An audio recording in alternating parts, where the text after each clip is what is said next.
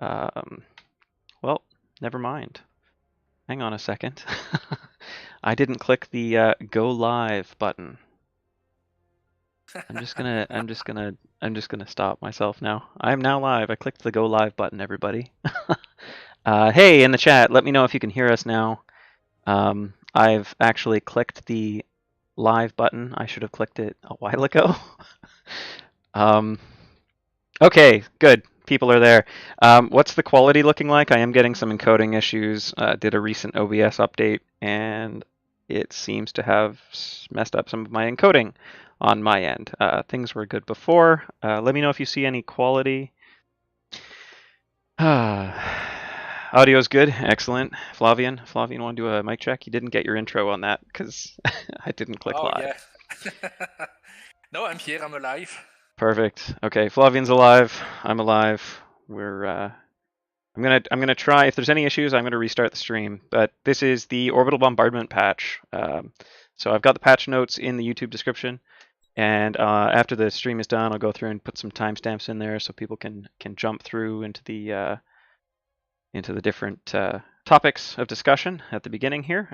We have some pretty substantial patch notes to go through. We're not going to go through every item, but we will go through the key things. Very complex patch. We haven't done a patch in a while, actually. Last patch was back in August. Then August, we took a little bit of vacation time. We went back end of August. And then took all of September and October, basically, to get this patch done, plus a little bit of tweaks in November. So I think it's been a while since we took 3 months to do a patch. But this patch has a lot of new content, so that's a positive.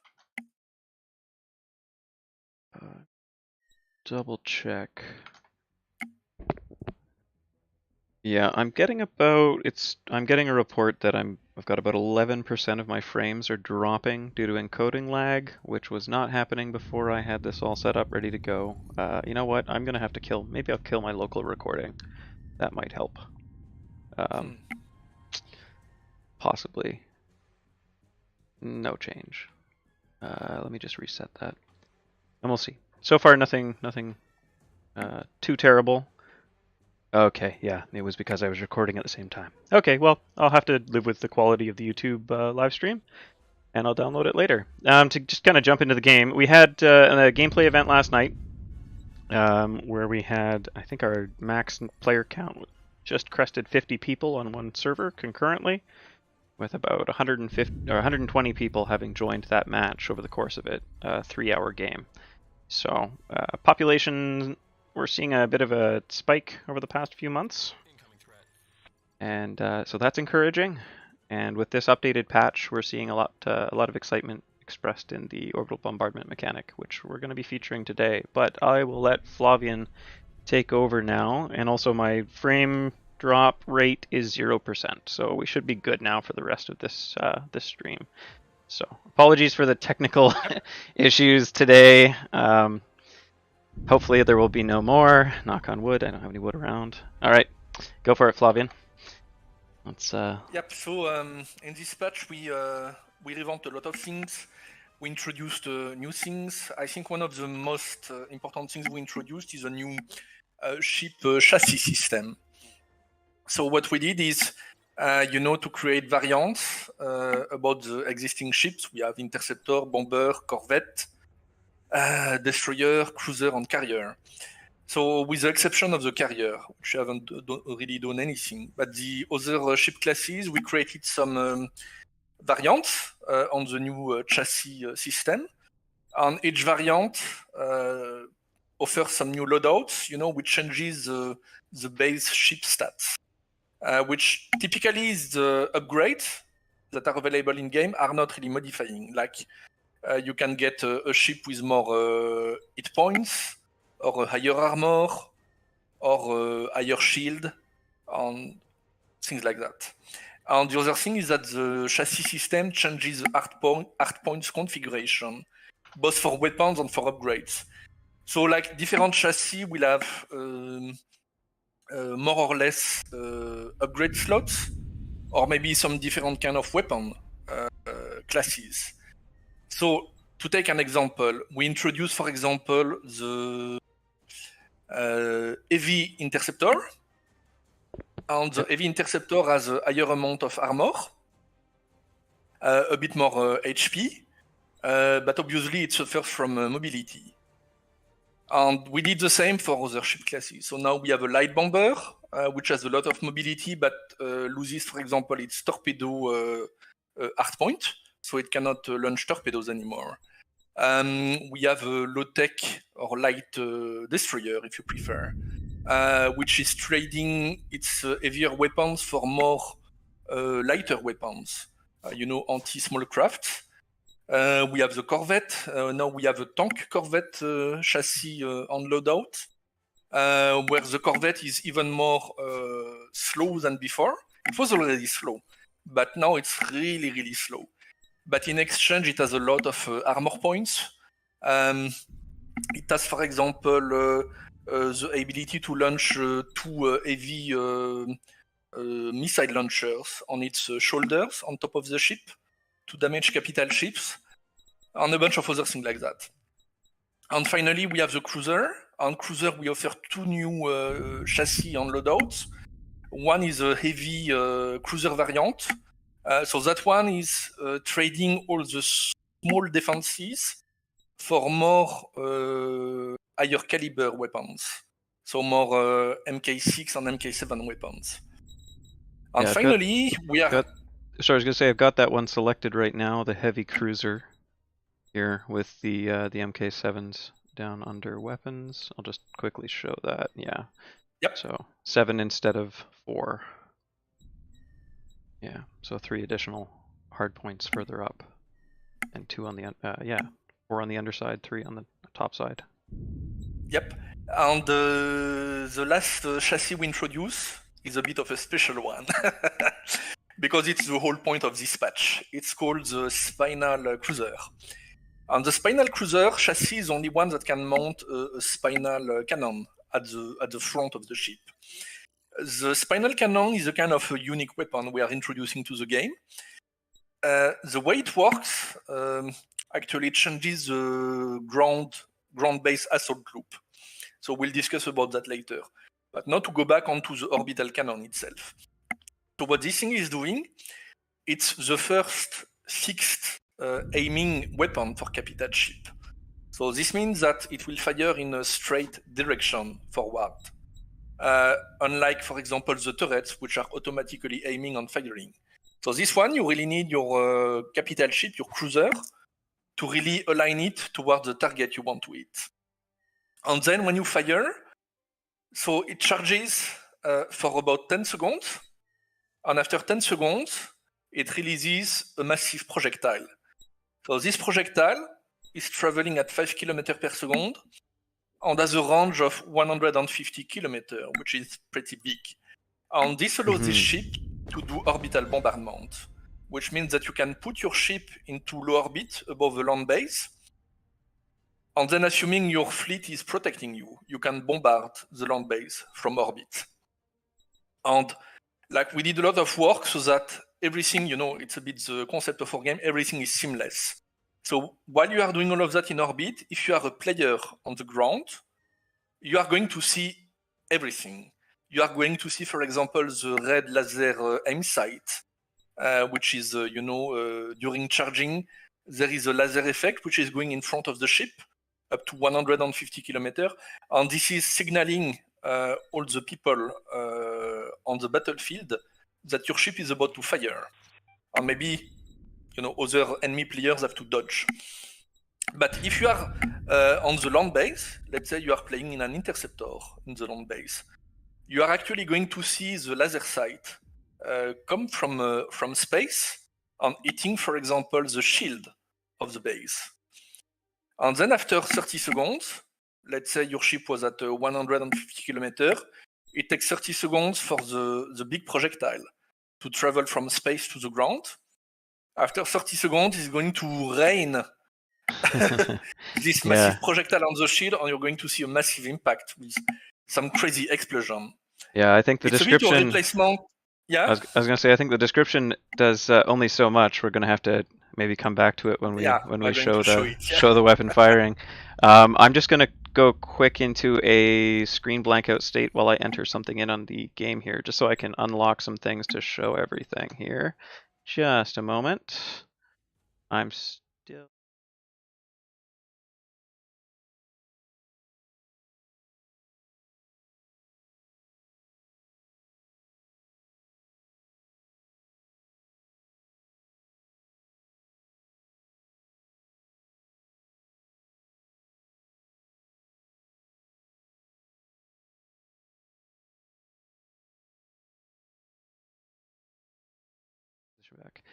Yeah, just sorry about that. Just wanted to include the login password so we don't broadcast that to everyone, so they know how to get their free credits and ship points. Hey Flavien, you still there? I just want to make sure I didn't lose you. Okay, good. And the stream is showing the game again. All right, good stuff. Let me just give myself some credits and set ship points so I can spawn these. And hide by turning myself in front of it. Haha. Let's just do that. That's fine. It did not work. What's going on? Okay, there we go. Just mistyped. And then I'll just set my ship points to the max so we can spawn a Spinal Cruiser here and get that shown in game. Okay. Yeah, this is the main part of the patch, so I'm going to spawn one then, and there isn't a land-based battle going on currently. We've got a significant number of people in game now. It looks like we're at 34. Teams tended to be pretty balanced on their own yesterday, and the same is not as true today. So average rating is pretty high on Scoria, a little bit lower over on Havoc, but player counts are a little close to balanced overall. All right, so I'm going to jump over to the ship menu. So we've got a mission going over at Arcadia on defense. I will spawn a Spinal Cruiser here on defense, because you can use them on defense as well as offense. So we can show the firing sequence and conditions. And then we'll come back to that when we get into orbital bombardment on planets. That'll be a little bit more, appropriate context for that there. Okay, so let's have a quick look. That is a lot of players, a lot of icons. Greetings. And where's the enemy fleet? Greetings. We have 58 seconds to battle start. That's why there's no enemy fleet. Oh, do not fire the laser. Greetings. Greetings. Greetings. Oh no. Hello everyone. Greetings. I'm going to turn the voice command volume down. There we go. Thanks everybody. Welcome.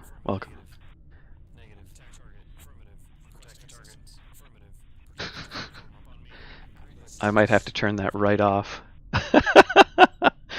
Oh no. Turn that down a little more. Okay, I'm going to bring myself down speed-wise.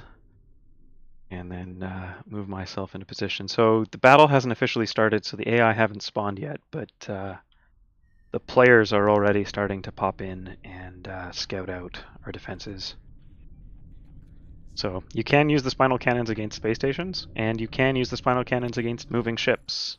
We've already adjusted some of the weapon firing constraints or requirements to balance that a little to make it difficult to hit a moving target, but currently it can be exploited a little bit when you if you go after enemy carriers.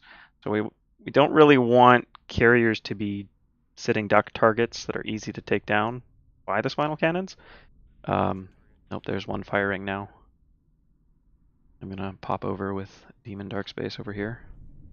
So I did not mention it, but when you charge the Spinal Cannon, your ship is losing mobility during the time it's charging. Yeah, like a nerf to going to protect Demon. Yeah, so a nerf to mobility, and it's like a high energy state of consumption for the ship. So yeah, so on defense you can use them. A little bit easy to hit the carrier. The AI carrier still gets maybe a bit close, but it's 100 kilometers away, and if I activate my Spinal Cannon and zoom in a little bit here. There's the firing sequence starting. And I'm going to bring that just over to the lag pip, lead pip. And there it goes. So.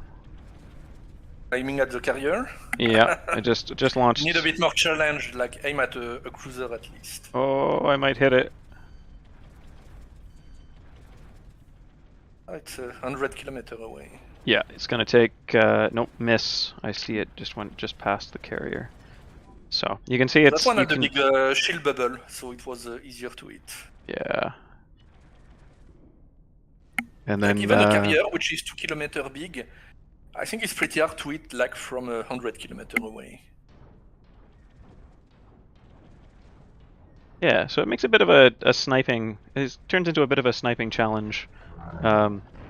So you have a range of 150. You can hit stationary targets with 150. So like station shields, which are massive, those are a lot easier to hit. And then also to the base shields on the ground on planets, you'll see that as well. So right now I'm seeing a similar behavior that occurred yesterday. I want to be careful that when the shield drops, that they don't rush too quickly. We're on defense. What ended up happening yesterday was actually a pretty epic sequence where the attacking team was slow pushing into the base, and then the shields came back up just in front of them. And then the defending team pushed forward, and just because they were all behind the shield, the attacking team suddenly lost a good percentage of our cap ships, and then the battle flipped momentum real fast. And we thought we had it, thought we were going to win. That did not occur. So ended up losing that battle. So same thing, going for an edge on cruiser here. Just slowly bring my target to bear and fire. Come on, that should be a direct hit. Come on. Yes. Good hit. So I did massive shield damage, not very much hull damage. Looks like the hull is... Oh, he's taking regular fire now from other caps. So where this really starts to become interesting is when we get into the planetary engagements, and that's going to be a bit. So we're going to wait for this battle to progress a bit more. And then, so there'll be 2 space battles and then a planetary battle. Oh, there we go. Come on. That might hit. Nope, just missed. Okay, so that's the Spinal Cannon. We'll come back to that a little bit later in the stream. Like I said, I'm going to be putting some timestamps on this, so if you're watching this after the fact, we'll come back to it, and I'll check the timestamps in the video. There will be a couple locations where we'll be featuring the Spinal Cannons. There was also a change here to the CIWS, or Close-In Weapons System. I'm currently using a few of them on my cruiser loadout. So there's a faster rate of fire. Was there also a slight nerf to its behavior from yesterday? A small drop of precision, that's all. Right. Okay. Yeah. Like the spread has been nerfed a little bit. It was too precise before. Something else to mention would be under the gameplay here, we have a gray HUD now. So there's the orange, gray, green, and blue now. So gray kind of neutralizes a lot of the HUD colors, and then combined with a minimalistic HUD setting, which is also in the options, you can kind of cut down on some of the visual noise. So smart minimalistic HUD, and then also gray makes for a nice kind of neutral combination, fewer things in your face. Still have an issue displaying player names, but that's kind of a good problem to have, I suppose. A bit cluttered. The thing with the gray color team, it really makes all the colors pop up. So it's a lot easier to see, you know, where your target is. Also, sometimes I believe it's kind of hard to see against some backgrounds. Like on the Cinder planet sometimes, which is kind of gray atmosphere, can be quite hard to see, for example, the weapons, MFD. Yeah. Oh, here we go. It looks like we have a few spinals on defense right now. So there's an attempt at sniping down other targets. Oh, getting repaired by Playbenny over there. He's farming farming his points. And yeah, okay. So let's jump over to the. So you were talking about the new chassis system. We were talking about Spinal Cruiser. We'll come back to that. We'll also have to come back to the land-based assault. Another big one is the guided systems for the weapons, or sorry, for missiles and torpedoes. Yes. So I'm gonna go back to a dock here and despawn, so I don't have to use the give credits code again. Go and do that. Yeah. While you do that, I will explain a bit the changes. So people were complaining about the missile system for a while now. The main issue is that there was a disconnect between what people were expecting and the way it works in game. So the way it worked in game previously was to have the guidance system of the missiles to be the source of the guidance coming from the parent ship. Like I'm playing an interceptor, I fire a missile at a target, the guidance system is coming from my interceptor.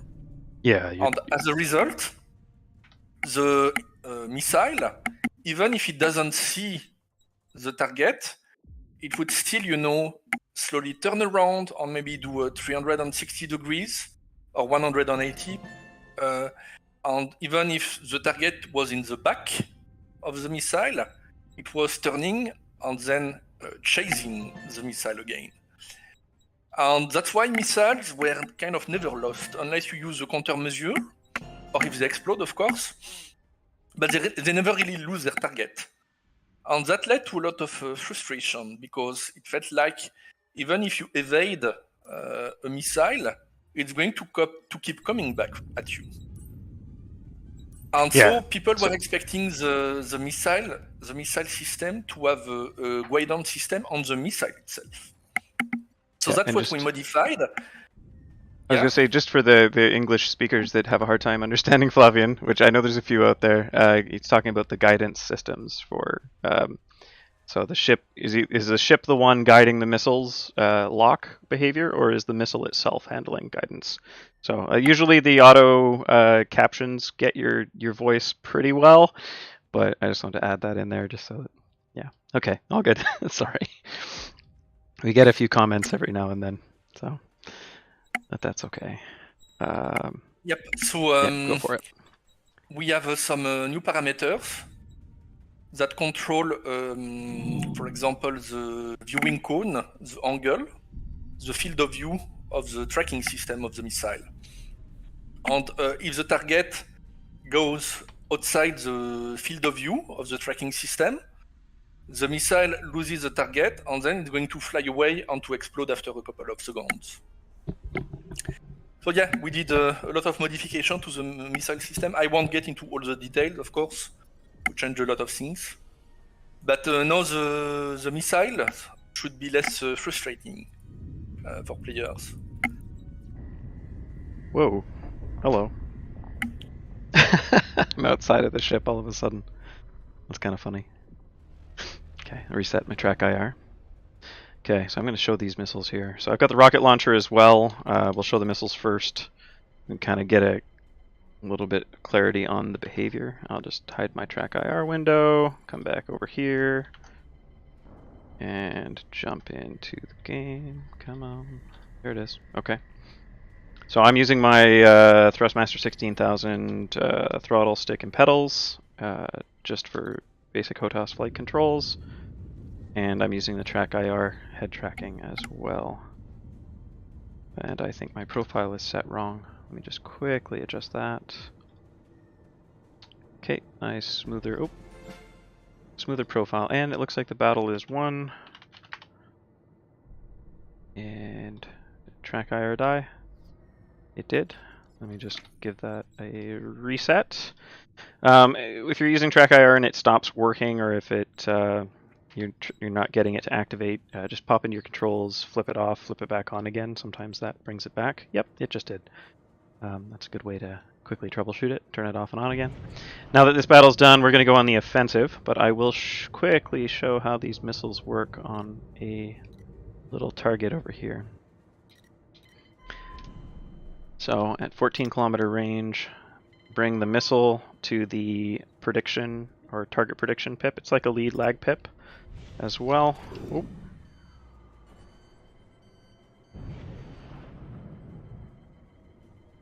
I think I've got a player on me right now.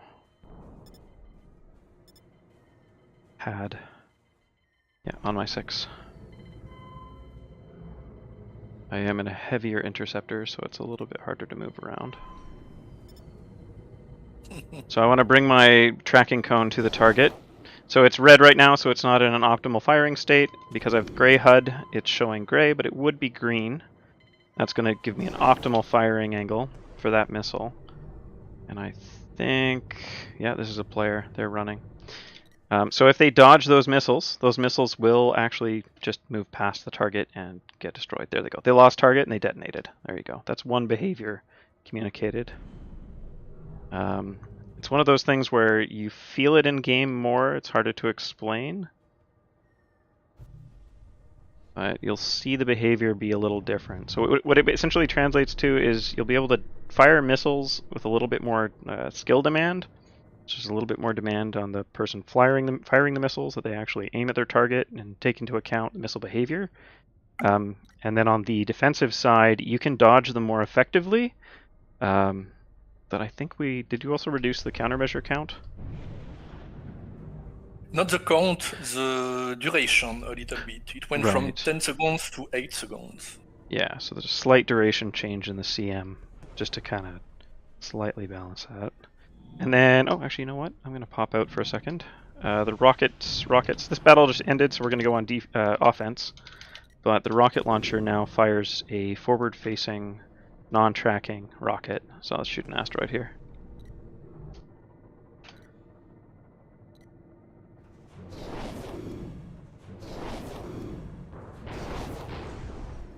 So it gives the heavy interceptor a little bit more firepower punch against larger, slower moving targets, as well as stationary turrets or stationary targets.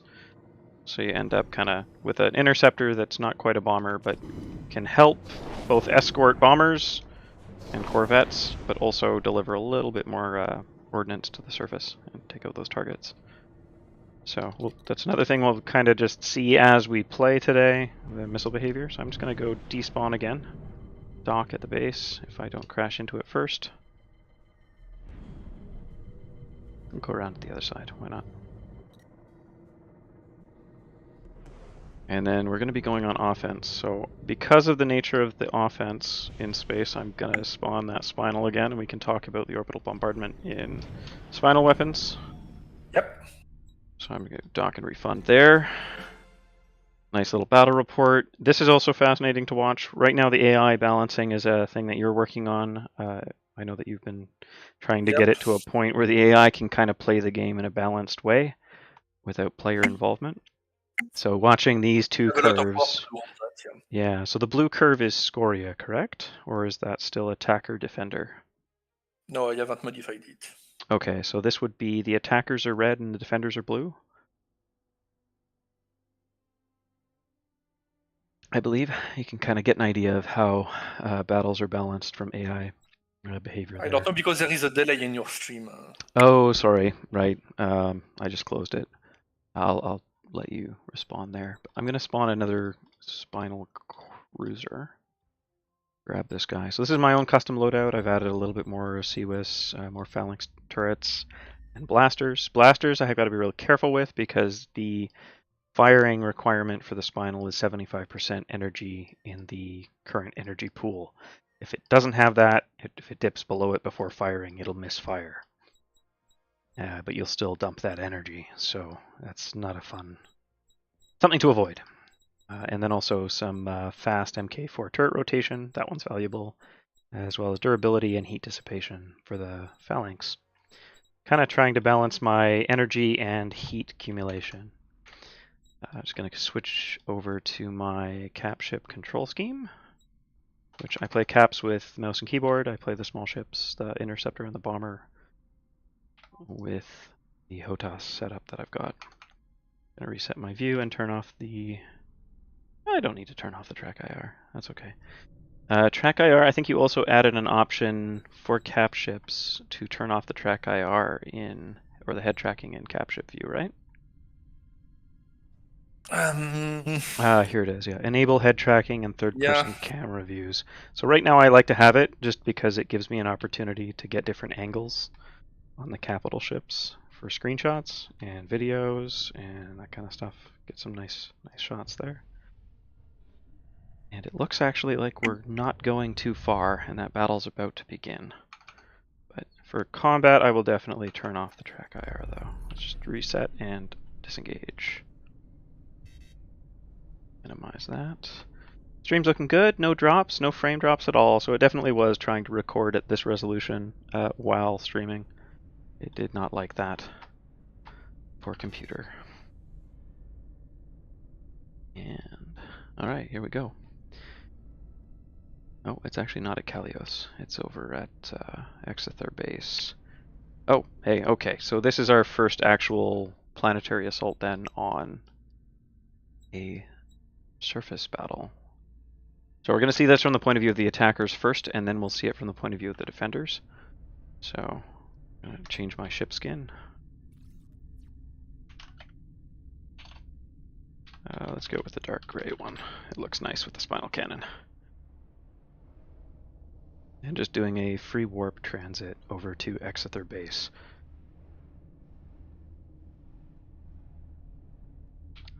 Let's just check the HUD customization. For anybody new to the game, F4 brings up your HUD customization screen. So you can actually change the MFD positions, or VMFDs, virtual MFDs on the HUD, and then MFDs in cockpits. So I've got my system over to this side. Default position is top center. I find that some of the current messages in game will get overlapped here. I haven't really adjusted that yet, so that's something to consider trying, is switching the system position. Loadout is over here on the left-hand side. I've got my squad up on the right-hand side with mission in the top right corner. Those are probably the key MFDs to have, as well as the spherical bubble radar and EW. EW isn't as critical just yet, though, and then of course the chat down in the bottom left, just so that my messages aren't in the bottom left. So typically I'd have chat up here, but still trying to figure out exactly the nice configuration for it. All right, here we go. Flying to orbit of Exeter Base at Sarake. Yeah. And yeah, feel free to ask questions. There's definitely atmospheric combat on these surface battles. So right now we're going to be in a high orbit position, about between 100 and 150, maybe 200 kilometers from the surface. And there's a surface engagement with mostly small ships, and a space kind of orbital engagement with the capital ships. So this is our allied. Oh, geez, that's a lot of player names. I'll have to find out how to optimize that at some point. But it's not hiding everything as badly. But okay, that's our carrier. I want to kind of hide with the carrier if I can. We've got a few cruisers. I imagine there's a couple here with spinal cannons. And down there on the surface, I'm going to turn off the HUD for a moment. We can see Exeter Base, which has 2 satellite installations, satellite bases, around a central hub base. So, objective-wise, we want to knock out the shields, and then shield generators, and then those power plants, and then take out that main base power plant as well. I'm sitting at an altitude of 213 kilometers. I think I might actually change the HUD color for this battle. It's kind of hiding a little bit in the mountains of Sarake. Yeah. Yeah, ooh, Mizzolo almost hit me there. Went by in a carrier. I'm going to go with orange. Has a nice contrast against the blue. There we go. There we are. And overcharging my weapons when I get into range so that my reload time on that spinal cannon drops just a little bit so I can get more shots off. It will mean that it's me in a little bit of a vulnerable state. Let's be careful and let's go there. How far am I from Allied supply? Oh, we've got player fleet forming up back there. I think I'm going to slowly cheat my way over as I drift and kill my flight assist. And begin orbital bombardment. So bombardment's already going on. You got those lasers indicating. Oh, and yeah. And I'm going to turn off those blasters. They're going to kill my energy reserves if I'm not careful. I do have a player on me now. And kill my speed. help with the aiming a little bit. And let's start firing.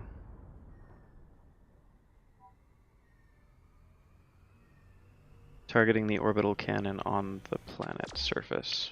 One away. I don't want to do that.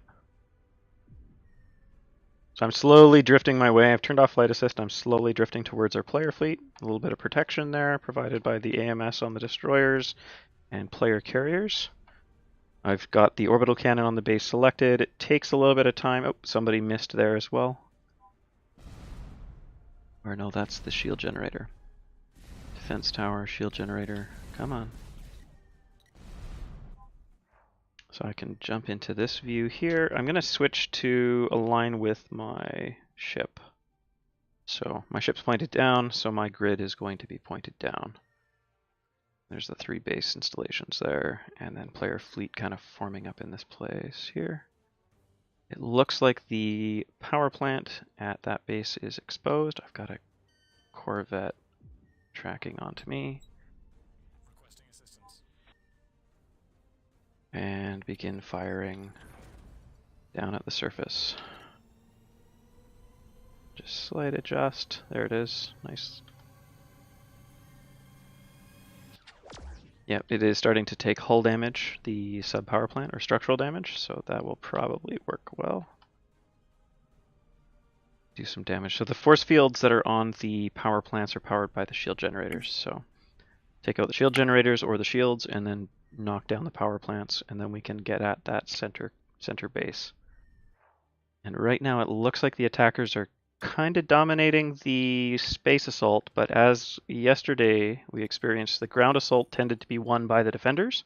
Once the defenders finish that fight, a wave of small ships, mostly AI, will then say, oh, there's no more ships down here attacking our installation, and there's a lot of ships in orbit. Move to engage orbital ships. And it was like a wave of little bees swarm just coming up from the surface. Very, a pretty cool visual. All right, that's that one down. Going to switch over. It looks like Flavien's down there. I'm chilling around in the ground. Yeah, one of the things you can notice, and you can see me actually just moving my entire body closer to the screen. I'm at maximum zoom right now, and there's a lot of icons, so it can make it difficult to select things.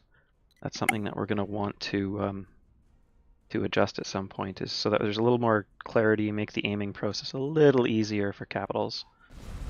Engage in orbital bombardment. There we go. There's this one.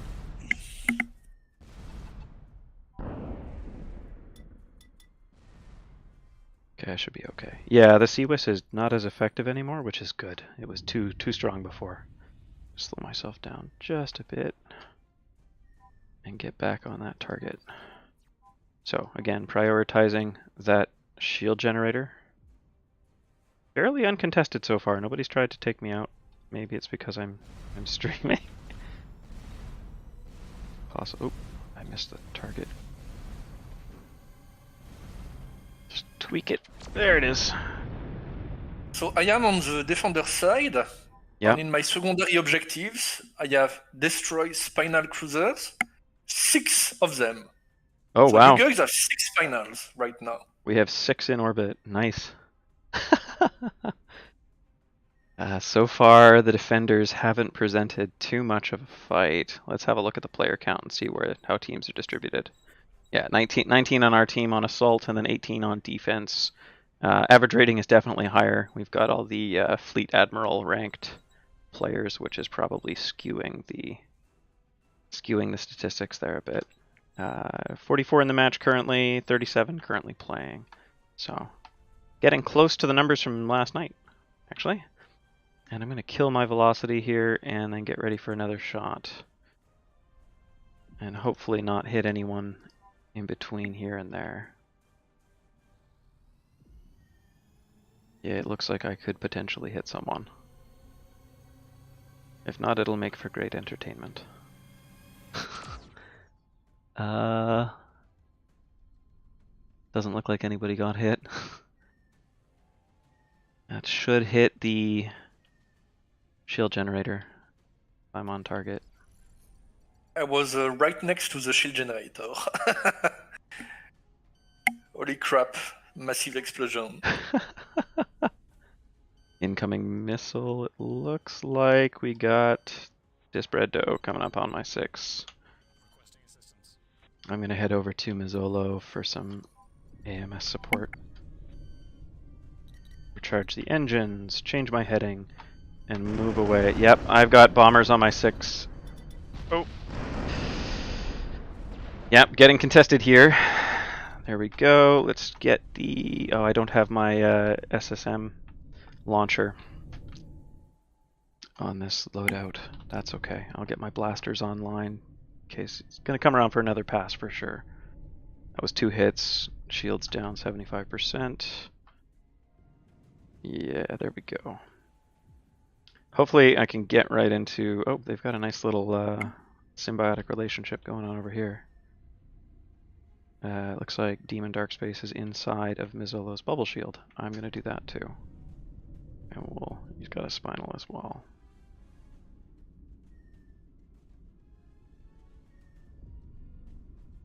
There goes another one. Get inside the bubble before I fire.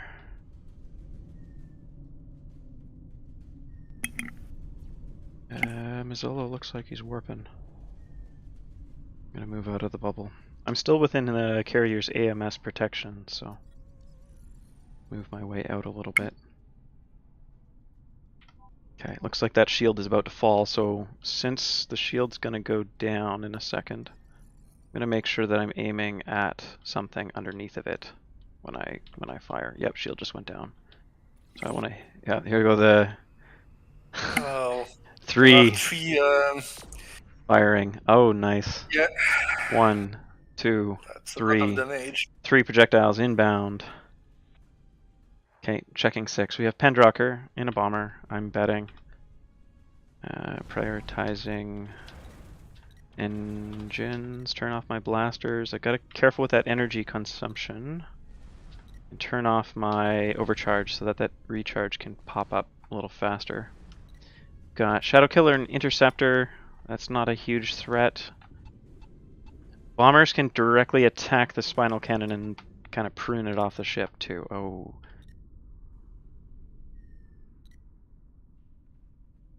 Yeah, Rygol is getting torped down by Pendrocker there.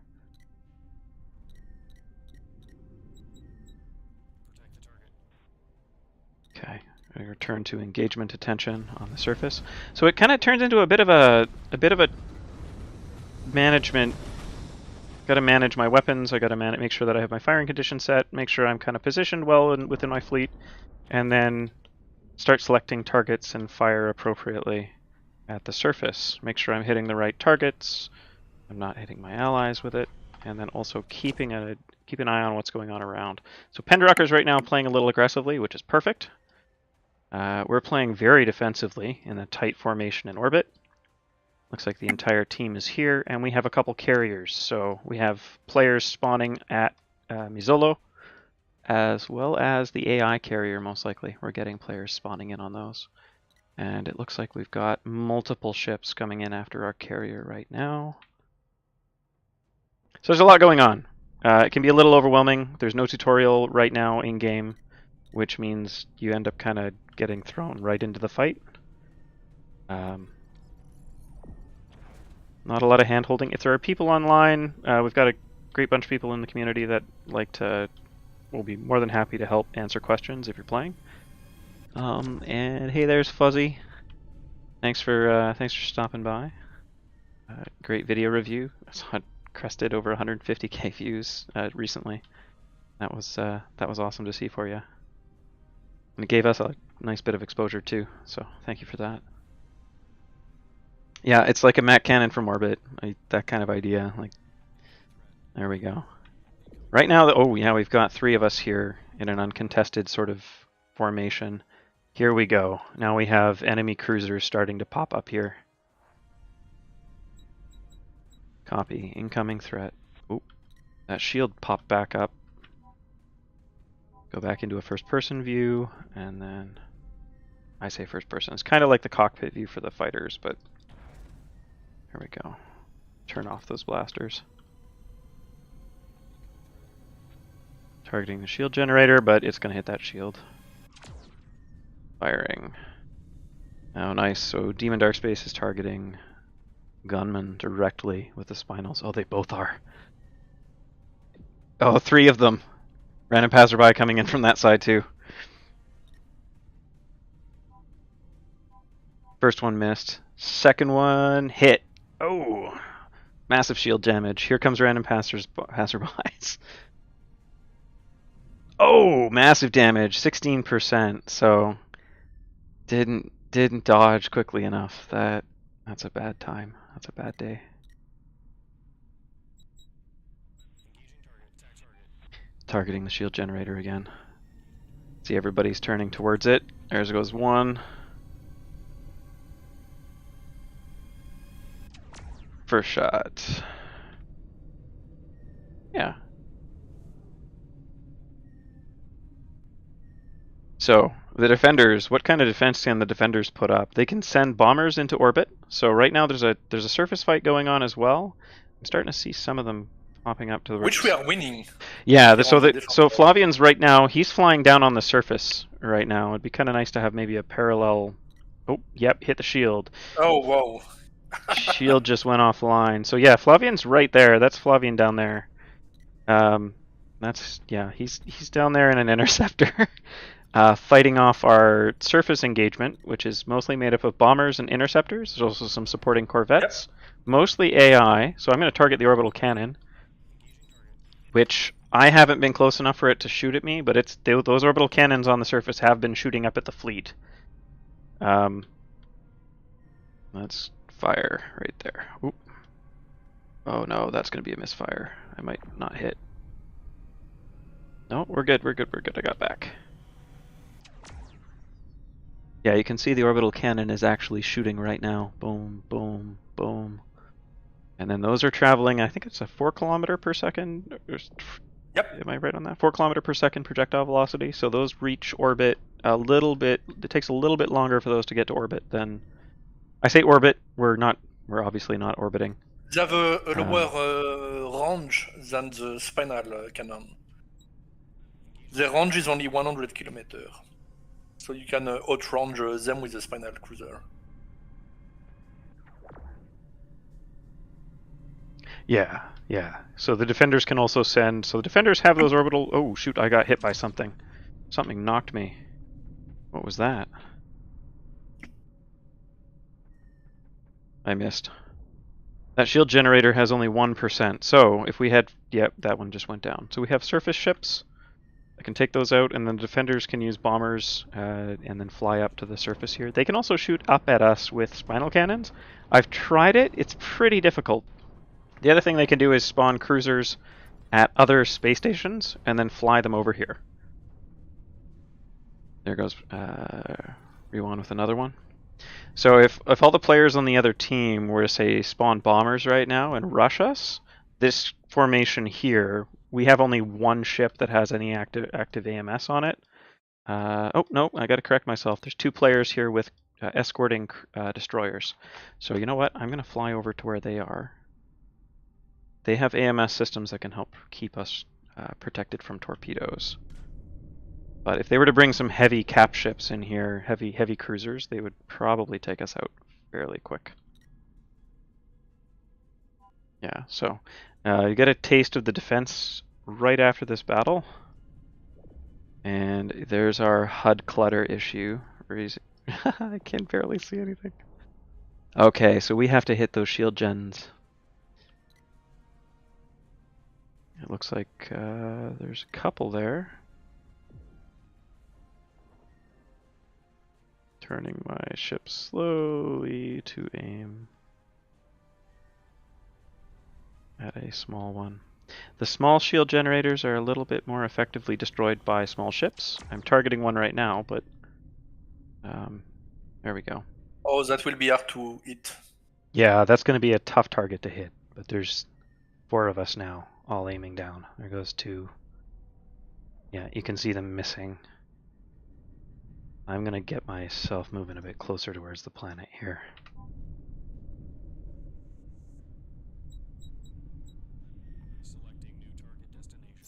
I'm going to bring my altitude down so I can increase my accuracy at the expense of potentially getting hit by the orbital cannons. Yeah, and the actual, so the orbital cannon that I have has a velocity of 5 kilometers a second, and on the defense, yeah. I'm going to go up to our forward fleet here. There we go.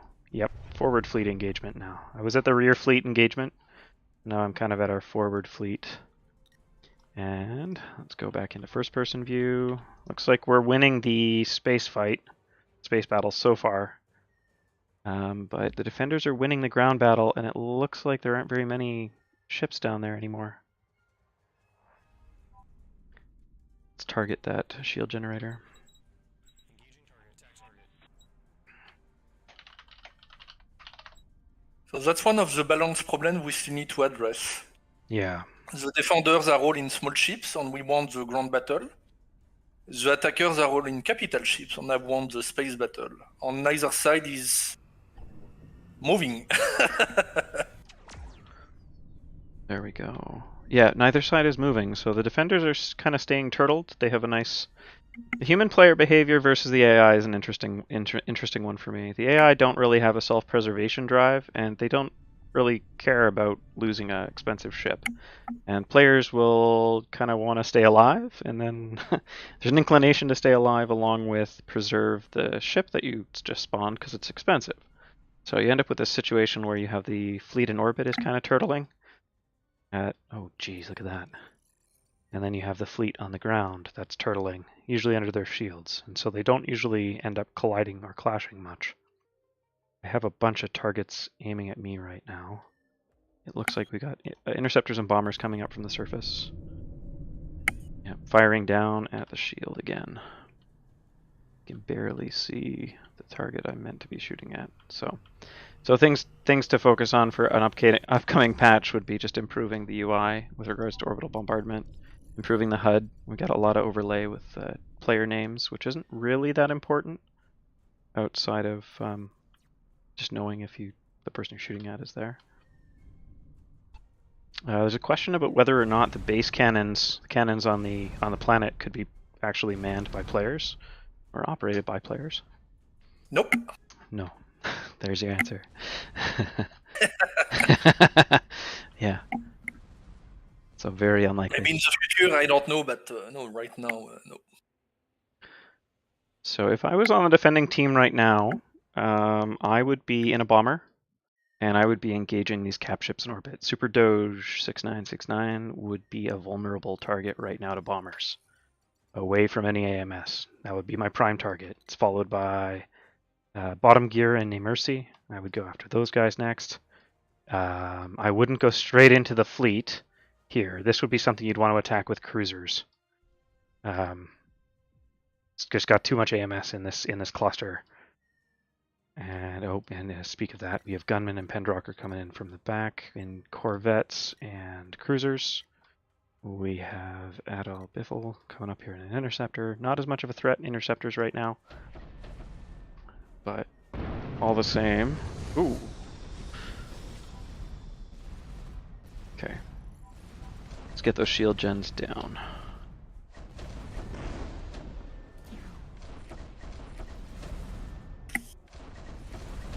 So I brought myself much closer down to the surface, which means aiming should be a little easier. Just a bit. Okay. There we go. Got more players moving towards us now.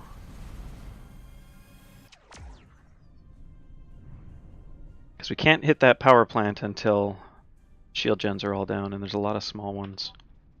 I'm going to go down a little further. So I think all the orbital cannons are offline. Okay, there goes one. Next.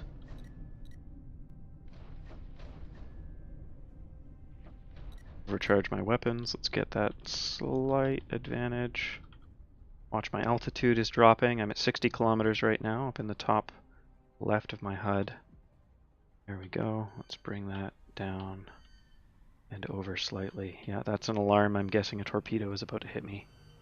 Oh. Okay, there goes another. I'm gonna slow down here. Check tactical. Yep. Neba's on me. And those torpedoes are gonna start coming in. Okay, there goes another one. Targeting another shield gen. Shields are good. Holding just fine. He hasn't fired any torpedoes yet. And firing again on the shield gen. There's a torpedo. Is it gonna screw up my aim? Yep. Threw off my aim. That's gonna miss. Still good though. It looks like my weapon systems are online just fine. I'm gonna course correct. Another torpedo coming in from below. Let's try to dodge that. Where is it coming from? There it is.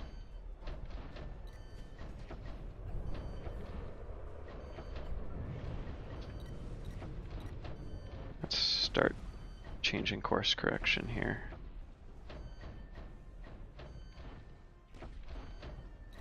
Okay. That torpedo got taken down. Just inside the warp interdiction range.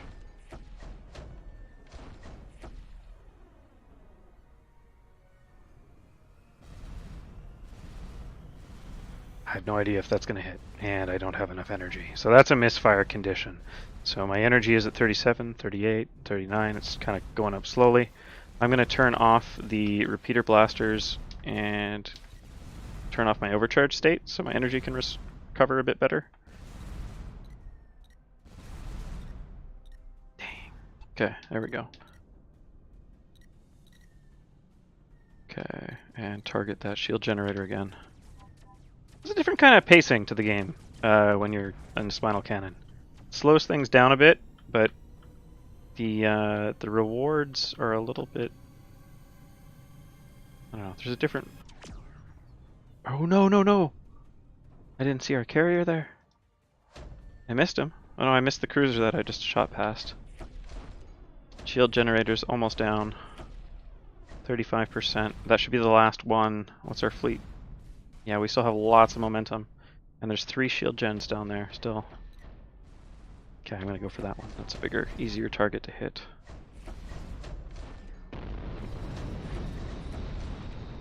There it is, that should hit.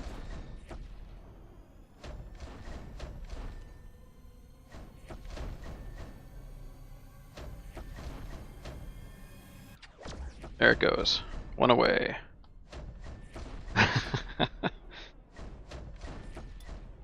There goes one. There goes another one. 2 more to go. They're both small ones, so they'd probably be easier to take out if you're in a small ship. And the shields just came back up. I can actually, we're close enough I can see it. Oh, that's a threat. Ah! Maiba got me with one, just misfired a bit too close. Okay, shields at 2%. Firing.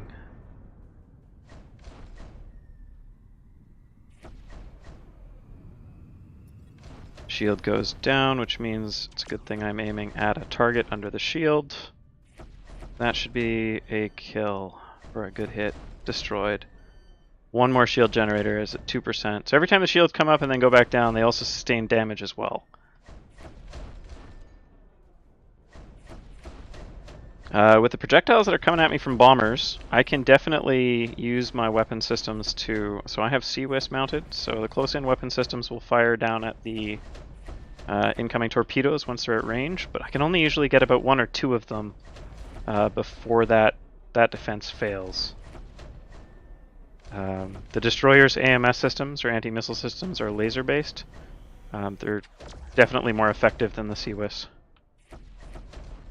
You can see there's a cluster of players in the other team that are starting to progress forwards.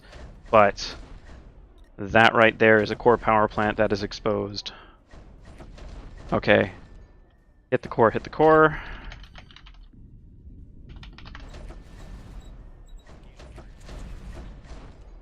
There we go.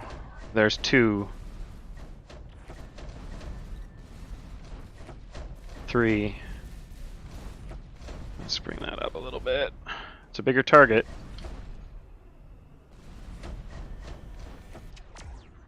Is that 100% still? There they go. 1, 2, 3. Down. Nice. Okay, core reactor's gone, which means that the battle is won. And we got this player fleet that was starting to move upwards, but look at the attacking fleet back here. We have our rear attack and our rear fleet and forward fleet. I'm gonna get out of here now. Yep, here they come. Now's the time when they decide to try to take us out. It's a bit late. Yeah, man. Yeah, I don't Yeah. get it. Yeah. Well, we were talking about sub engagements. Oh, jeez. Is that gonna hit me? Nope. There come two. Two projectiles from the rear fleet. There goes one. There goes the other. Didn't hit me. We're good.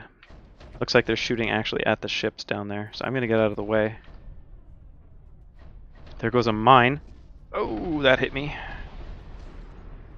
Didn't hit me. Didn't pass me. You can see pieces of debris falling from ships that have been destroyed above us, or above my current position. Oh, dodge, dodge, dodge. Those torpedoes are now gone. If they miss, they miss.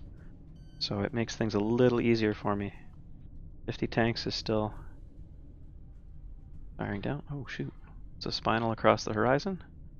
Yeah, Flavien's engaging.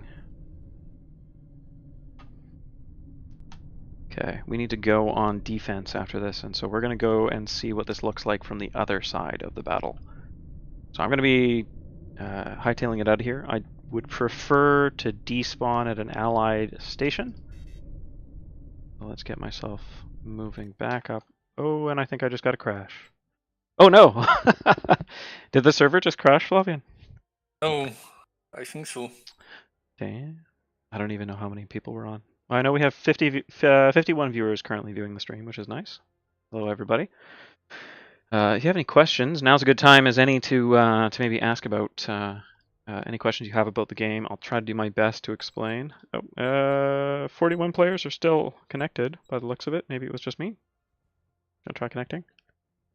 Nope, I got disconnected also. It looks like server might be in a crash state. So this is all fun. Okay, so everybody's down. So Flavien's gonna go give us a nice little reboot of the server then.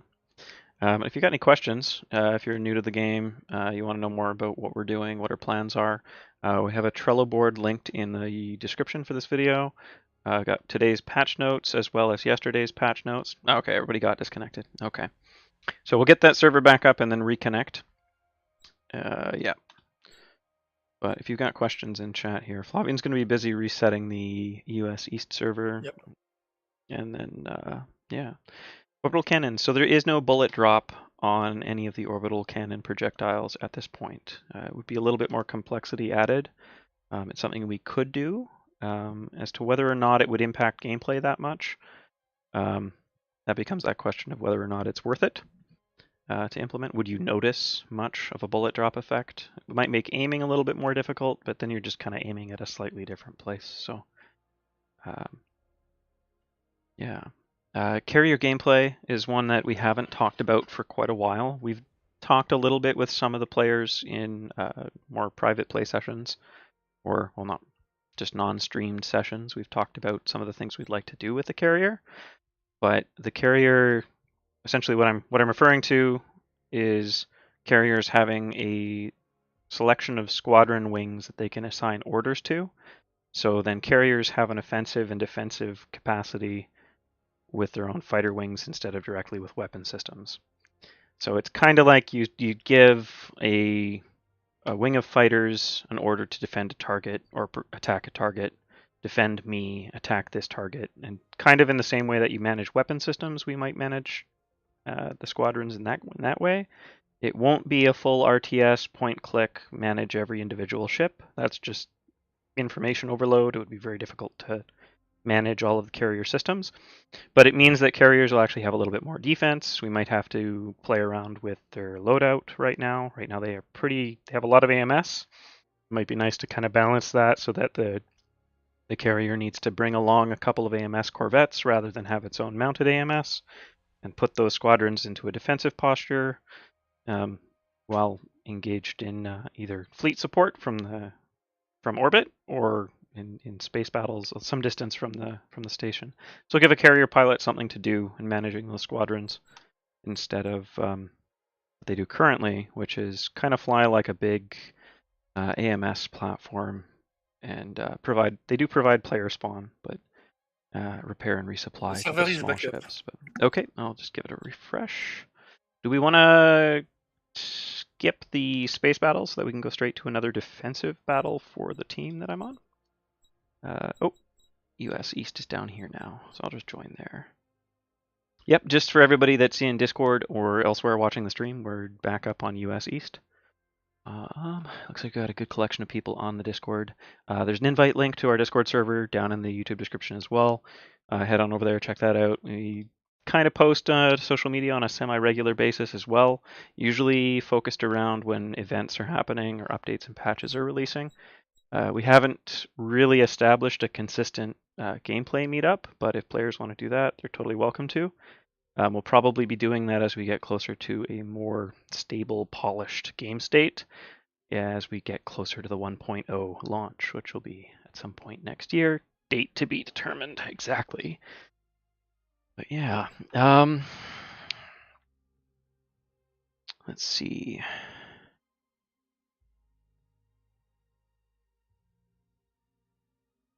There's a question here about adding second planet to the streams more often.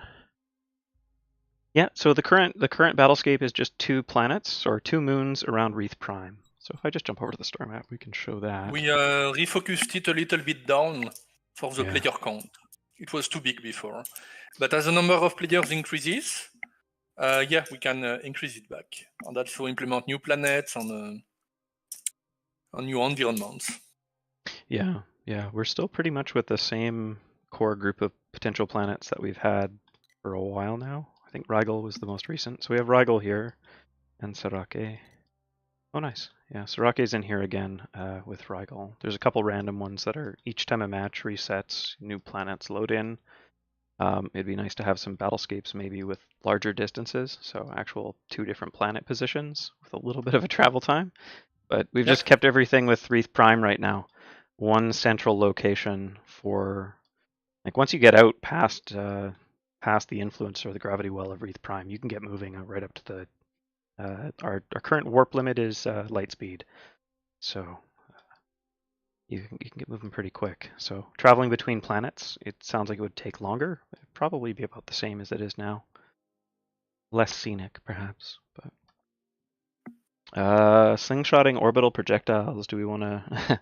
There's a question about, is orbital slingshotting projectiles not considered? What about bombs that are only propelled through gravity in general? Because of the ranges of engagement that such weapon systems would require, I'm going to say probably not on that one. We've even gone with 150 kilometers is a long engagement for weapons in our game, mainly capped by the speed of the projectile, but the idea of being able to, say, launch something from over at Sarake and have it actually impact at Rygol, not only would the aiming and how would you aim? It'd have to be auto flown. You wouldn't. Yeah, so I'm kind of losing the ability to speak while I'm thinking about it, because there's a lot of things that start popping up and questions about whether or not we'd actually be able to effectively implement something like that. But server's back up. We only lost a few viewers on the public stream, and it looks like everybody's still on Discord just playing, which is awesome. If you like what we're doing, spread the word. That's mainly word of mouth right now. We're not doing any marketing at this time. As we get closer to 1.0, we'll push the marketing a bit more. Of course, a bit more. We'll push marketing and get more eyes on the game, and hopefully have an impact on those player counts. Yeah, there we go. People are back in. But yeah. In the meantime, like the video, like the stream. Check us out on Discord. Ask questions there too. And I'm gonna jump back into the game here. We want to see the defensive side. So, Flavien, are you going to be able to, say, start a match at a different base? Maybe shut down the space battle so we can see defense? Hey, thanks, Infinity Citizen. See you next time. I mean, it's already the case. Oh, is it? Oh, hang on. Like the match has resumed where it was before. Oh, right. Got it. Okay, never mind. So the match resumed. So it saved the state. I've been thinking that it was resetting the match state all this time. Never mind. No. We're back at the original match state. So we're going to go and see what it's like to be on the defensive side of an engagement. So New Earth base, is our primary base. Oh yeah, the battle has definitely already started. So I need to get down there, and I'm probably going to go with a bomber. We have a lot of cap ships engaging. I'm going to go down interceptor. I'm going to go interceptor.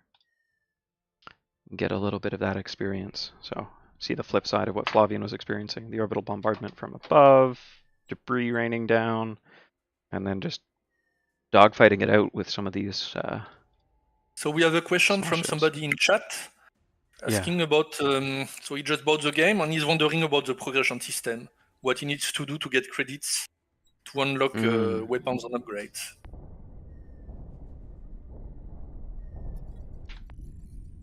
Where was that?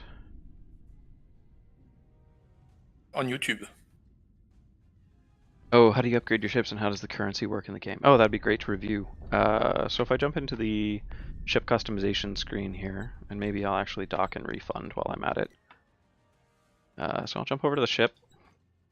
So there's 3 different currency types. 2 are currently active. 1 is for a future release and has to do with cosmetics and upgrading kind of ship skins and stuff like that. You have personal credits, which are earned through completing objectives, participating in battles, destroying other ships, collecting bounties. So these are the things that you get for the work that you do in game. And then there's ship points, and ship points are essentially what allow you to spawn different ships. So they're kind of distributed by the corporation or the entity, being Havoc or Scoria. And those are kind of set for all players, and those you get a distribution every minute. Every 60 seconds you get a small distribution of ship points, which means when you spawn, this guy here, so this is only 150, so it's not going to take much from my spawning pool. But if I go with something much larger, like a carrier, I need 2,500 to be able to spawn a carrier. It drops off pretty quick to 1,300 for an orbital platform cruiser. The Spinal, I think, is the same as the actual credit cost here. The ship point cost is the same there, like that. So in a way, so we can kind of balance through distribution amounts how long it takes to get larger ships. You can also gift credits, and you can gift credits to anybody on either team just by right-clicking on their name in the player list here. And then donating some points or credits. If they're on your team, you can donate ship points. And you can also spectate anybody who's playing, like that.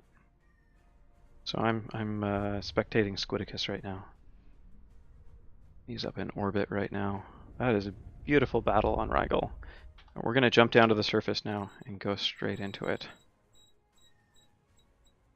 It looks like we got a question here about what type of ships are good versus other ships, and strengths and weaknesses of the different ship classes.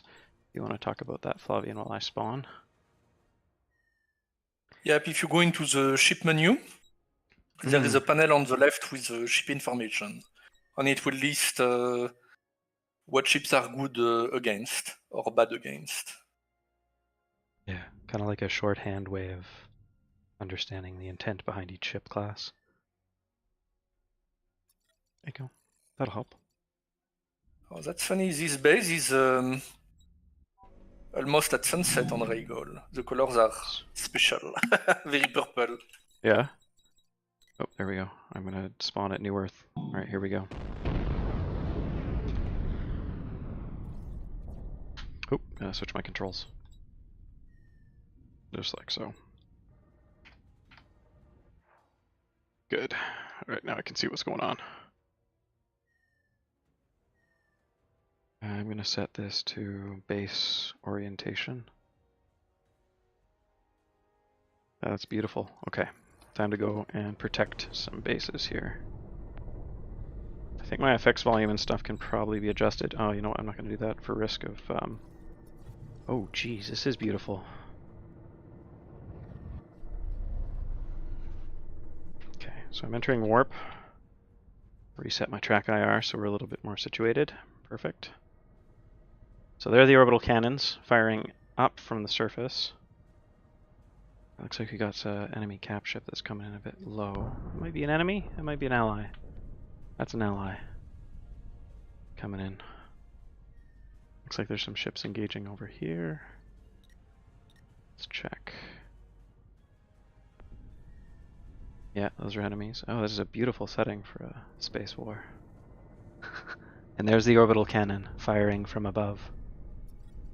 I'm going to drop in over to where it's approximately going to land.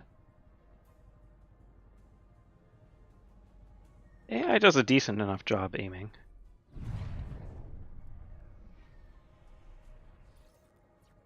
If I can spot it coming down.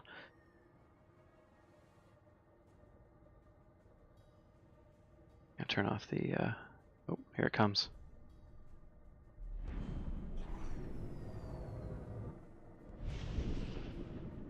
Impact. Oh, there's another one. And those are well off the mark, I gotta say. Somebody needs a demotion, I think.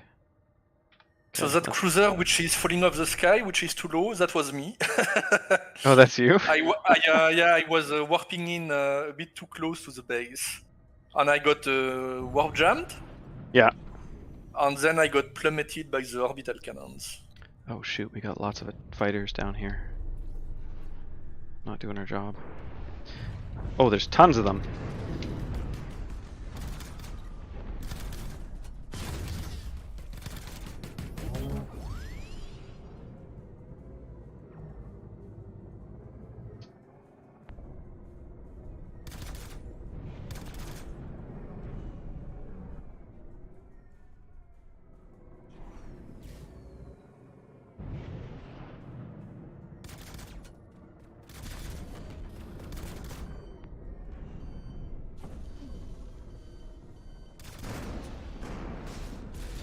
Come on.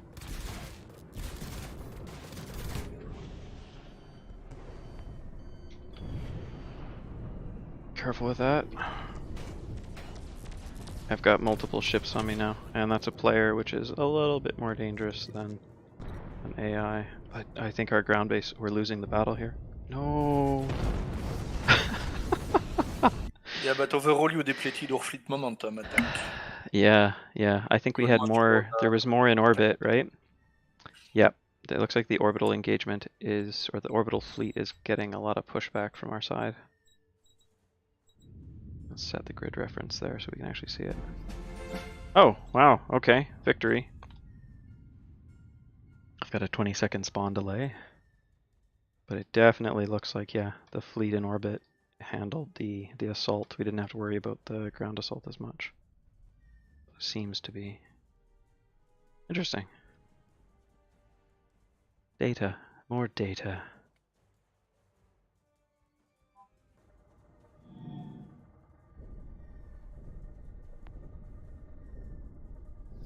Oh, there's a question here from Dekaku. What was current status support for Vulkan versus DirectX again? Have there been any information from community on performance problems using Intel cards, Intel ARC cards?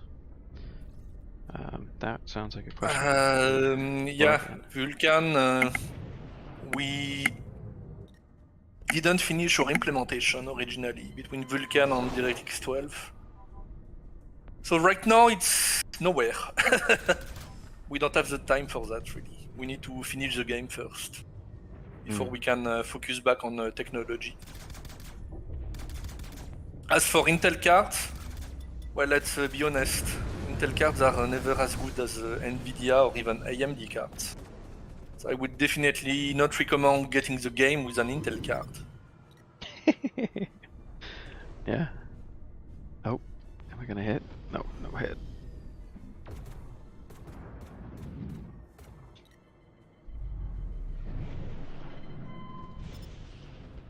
Is he warping away? Yeah, they're all warping away. So all the AI are now leaving. Battle's kind of over now. So that was a victorious defense. Didn't get a lot of visual on that one. But that's kind of the defending side now for planetary engagements. Oh yeah, there's still a significant player fleet. I'm gonna go after Endrocker here. It's harassing our cruisers. Oof, yeah. See if I can catch him off guard. Come in behind. I'm too far away for this to be effective, I think. He's gonna run. Don't hit debris. Yeah, he's running. He's in warp. And he's gone. Got away. Got another one here. Gonna take advantage of the last few remaining ships. Let's follow. Yeah. There we go.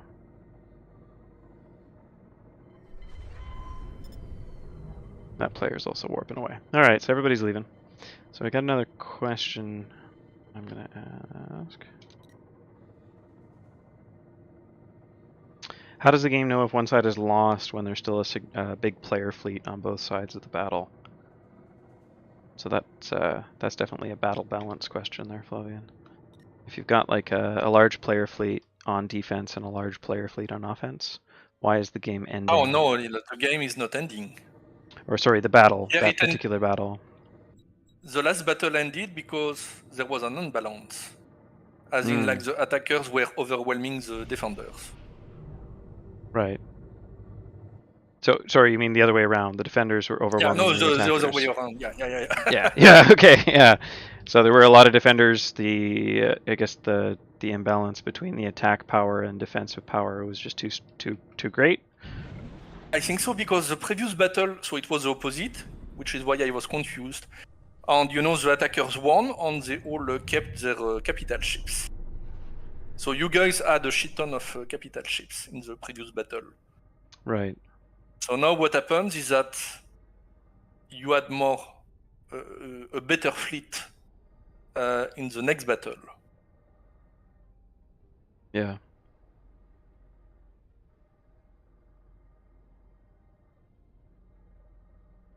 So in player count, yes, the teams were balanced. But in types of ships, they were not. You guys were all in capital ships, while us, we were in small ships. Yeah. All right. So maybe the actual cost about spawning and then spawning ship classes and then keeping those ships alive has a pretty significant impact. So if you're always spawning bombers, you're going to be spending a lot of ship points to defend. And then if you go on the attack, you don't have enough ship points to bring large ships. Interesting. I'll have to think more about that with balance and such. It's something I think we didn't really take well enough into account when we balance the amount of AI ships compared to human ships. Mm-hmm. That's what I was looking a bit while you were talking. Like, I really think there is an imbalance right now. The amount of AI ships is not correct to properly balance the battles. But yeah, I mean, it's an early access game, so we're constantly working on it. We need to improve it. Yeah, there are definitely improvements yet to be made, and then still, I guess the main remaining feature is the carrier gameplay, which was asked about earlier. And, we'll start working on that next month. There is a lot of work to do on the AI improvements first. Yeah. Because carrier gameplay means that you will be able to command little squads of AI ships, assign them some orders or some targets. And so we need to improve the AI to coordinate with themselves in squads before we can really do the carrier gameplay.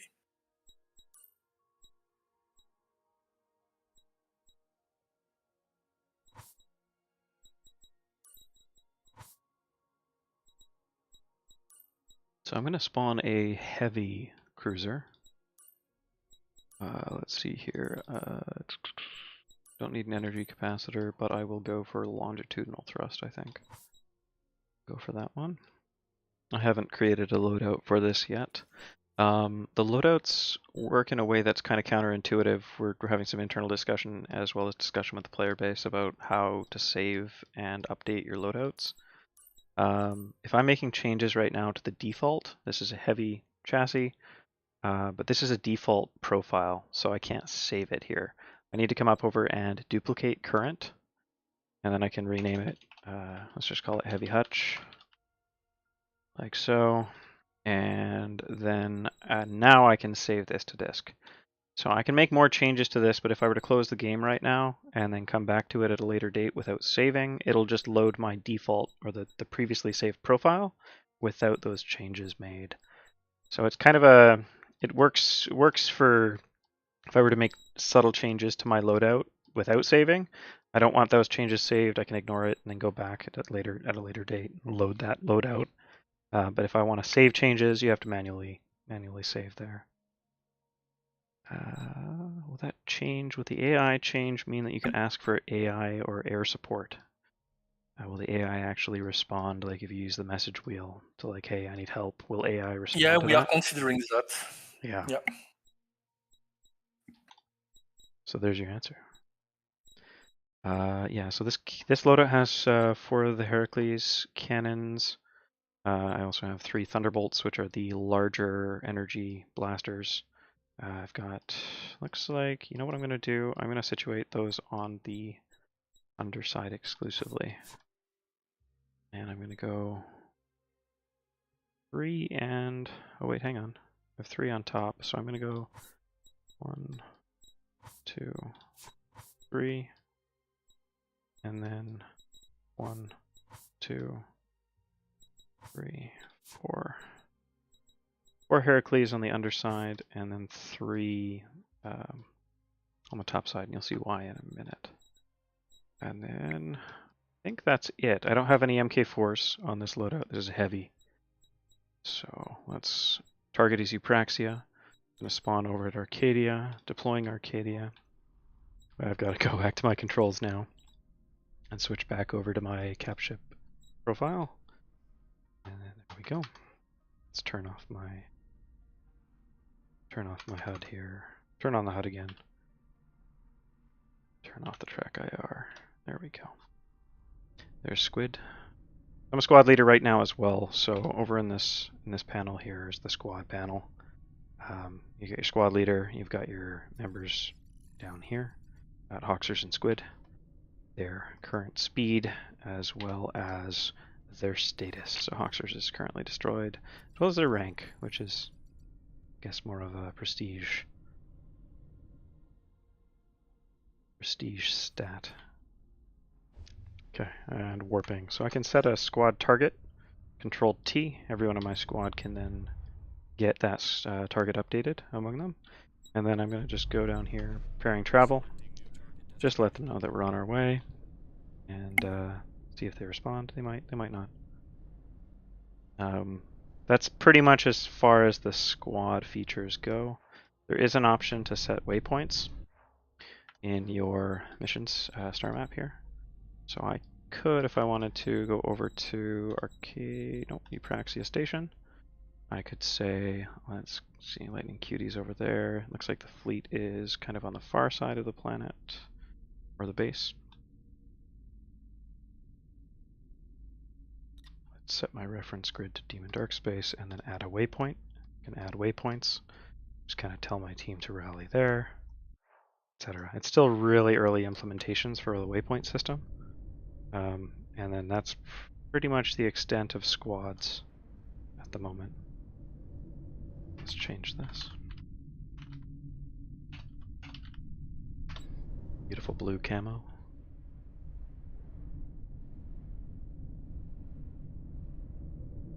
And I'm going to dare to adjust the audio a little bit. Let's bring the music volume up, bring the effects volume up, and just kick the global volume up a bit.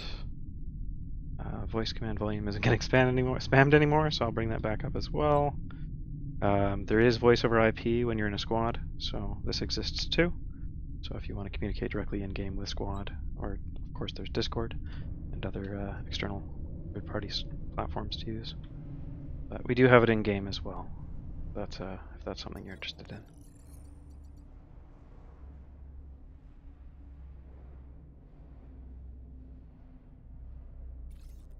And the reason I'm really slow in this thing, the reason I'm bringing this heavier ship is to cut that shield down as quickly as possible.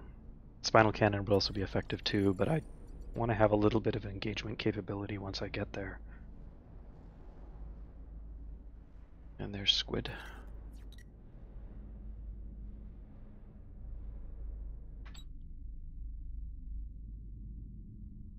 That's fine. Affirmative.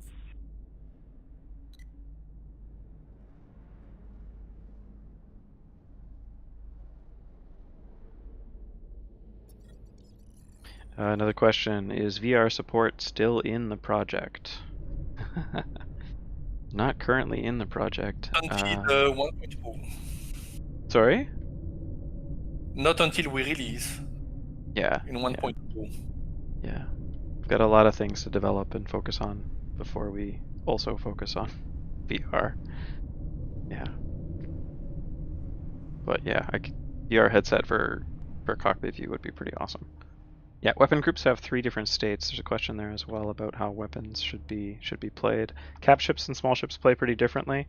The Corvette is kind of still in a middle ground between a cap ship and a small ship.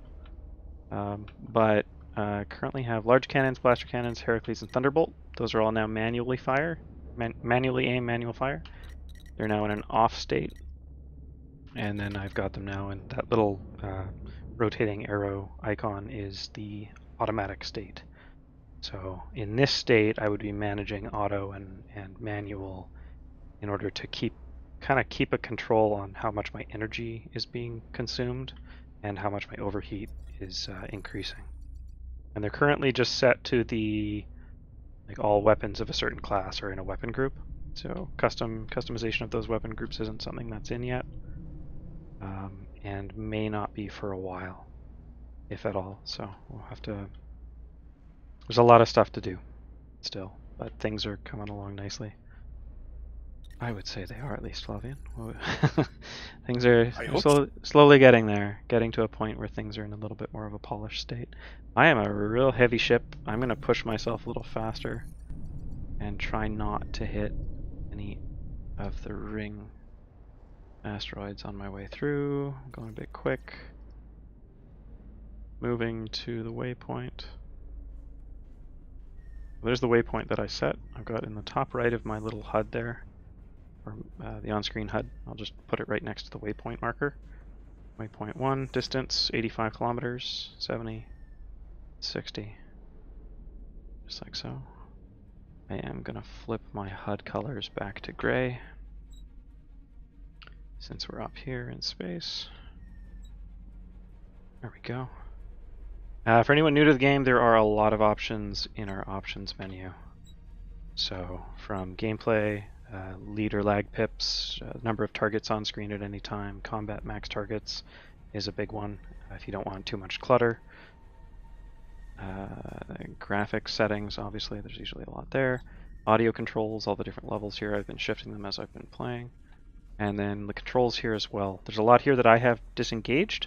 A lot of them are turned on for new players. So the automatic throttle is one where you can kind of experiment with if you're mouse and keyboard. Obviously inverting axes, but the speed cap, hard brake, absolute camera view inputs. There's lots of customization in here that you can tune. You can set different control profiles for all of your ships. Head tracking, gaze tracking, third person options. There's a lot here to kind of dive into. And then also keybinds, setting up to 4 unique devices, custom profiles, and then a key binding system that's pretty effective. It kind of shows, you can see here, activating as I'm scrolling.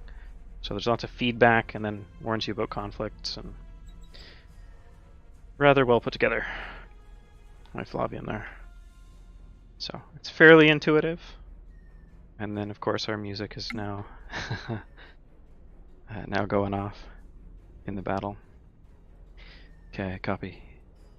Squid, I'm moving to your position. Selecting new target destination. Let's do this. Okay. Squid, moving to your position, on you. So right now I have key press for voice. There's no real feedback as to if you're talking or not using mic in game. That's something that we'll probably want to add. But I just let my squad know. Just talk to my squad there for a second. Let them know that I'm headed over to where their position is. Looks like the main shield is down, and now the objective is to destroy the shield generators. Question, how many of us are at I-Novae? There's 5 people currently that are contributors. Flavien's are only full-time. guess full-time programmer. Jan does a lot of stuff lately. I think is he on part-time right now? He is, yeah. Yeah, so Jan's on a kind of a part-time state, and then I'm more of a spare time. And Keith does things as needed in the background. So yeah. And then Christian hasn't done artwork for a little while now, but he's our third artist. So 3 artists and 2 programmers. And then all of the music. I hope I'm probably gonna butcher the name, but Marcus Zerhofer? Oh, yeah. Marcus Zerhofer is our composer, so he did the music for the game, and yeah, it's pretty great. So shout out to him there. Oh man, this thing is slow. Okay, so I'm keeping an eye on my energy consumption. Oh, that target is gonna go down. Be careful that I don't hit my allies. Oh man.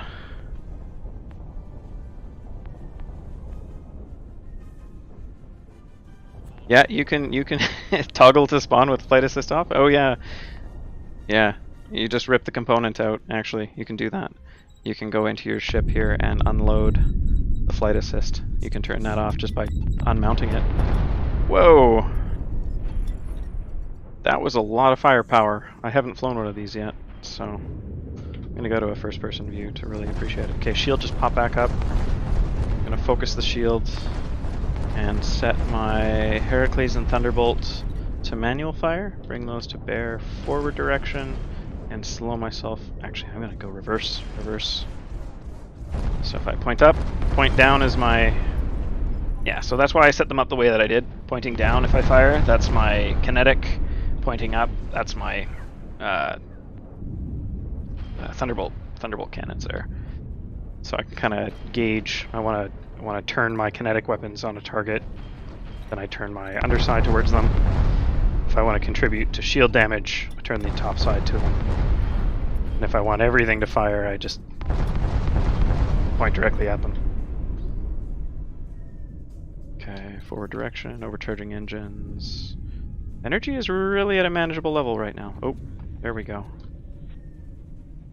Nope, misfire. Who's that? Oh, Filbert with the misfire. That performance anxiety. What is that going for? That's a miss. That's another miss.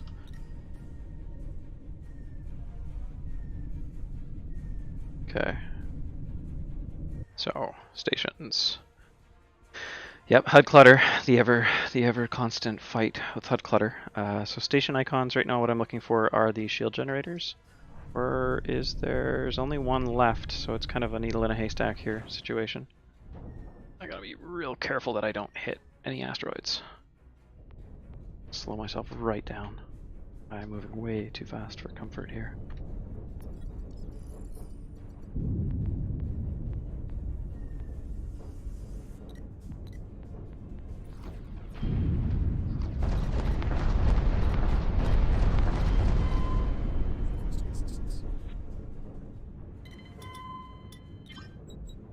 Engaging target.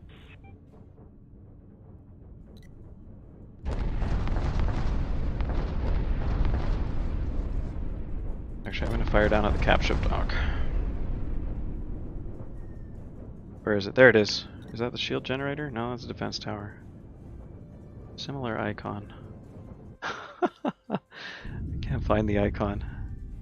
It looks like everybody's targeting the reactor now, though, which means that shield's down. Shield jennies are all down, so we can go straight for the reactor now.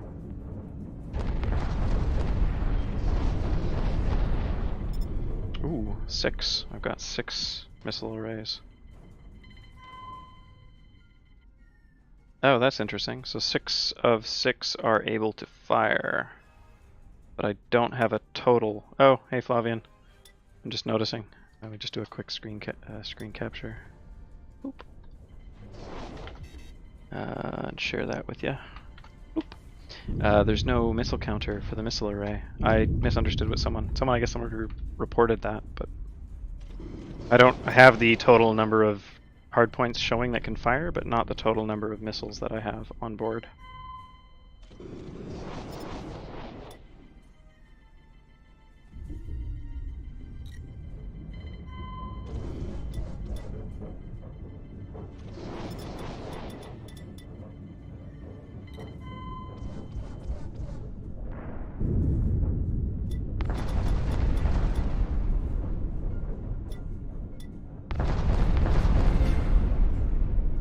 There it goes.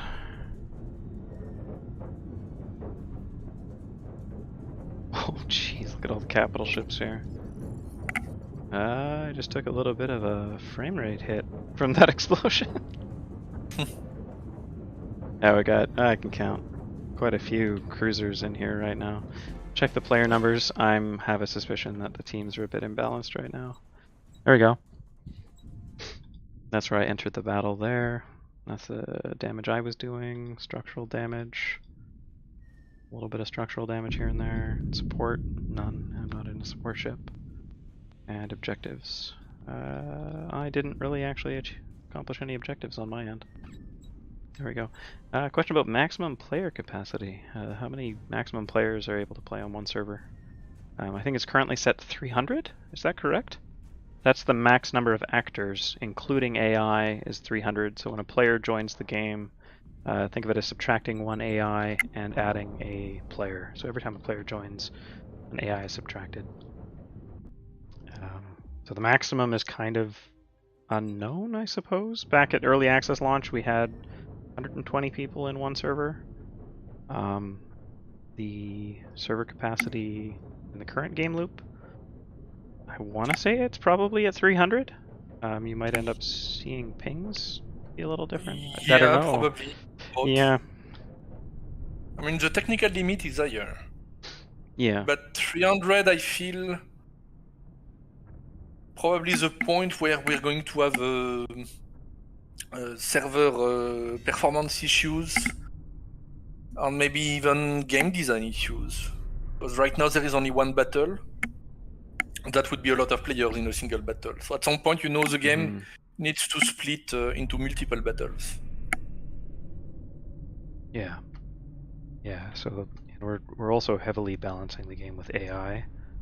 So AI are playing battles and we're making sure that they can play on their own when there's no one on the server. But if there were constantly players on the server, we would be balancing from the point of view of high player population. So yeah, lots of fun issues with balancing there. Yep. But yeah. So flying away now from the station that we just blew up. Bye.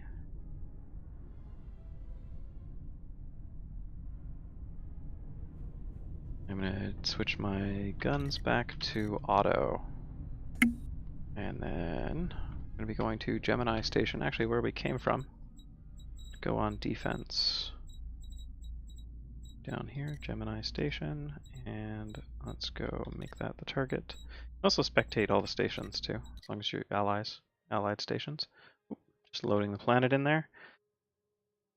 That's Gemini, that's where I'm headed next. So, on the defensive engagement.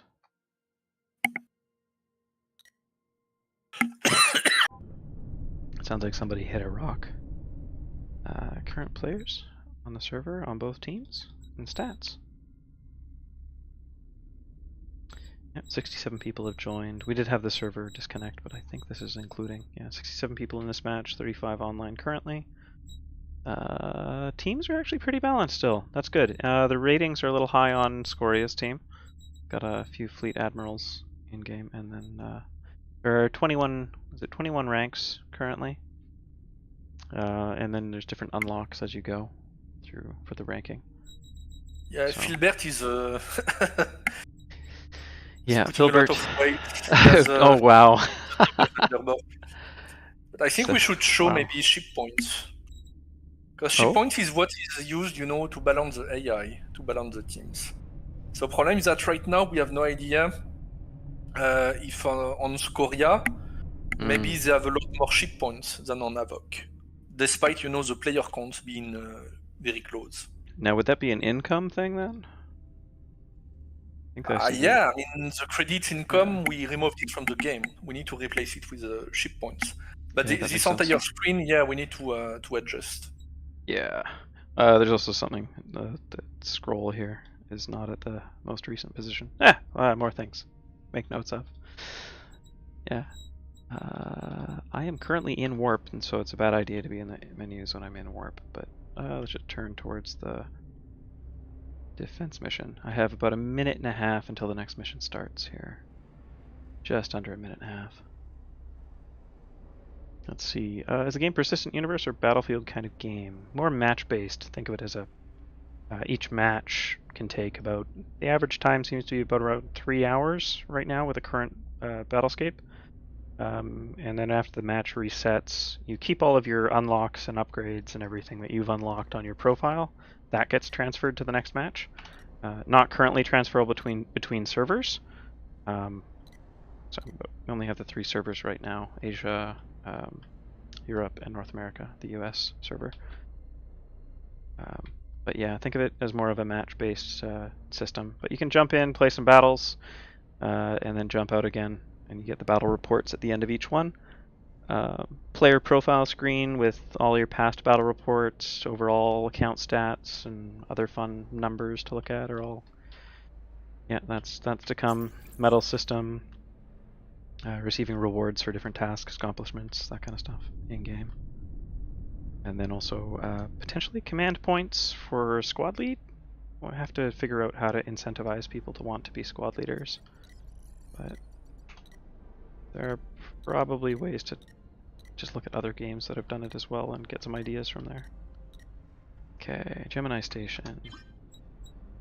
Protect the target. Okay, moving to defend.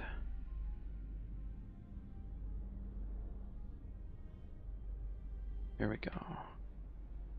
So there's our allied fleet down there.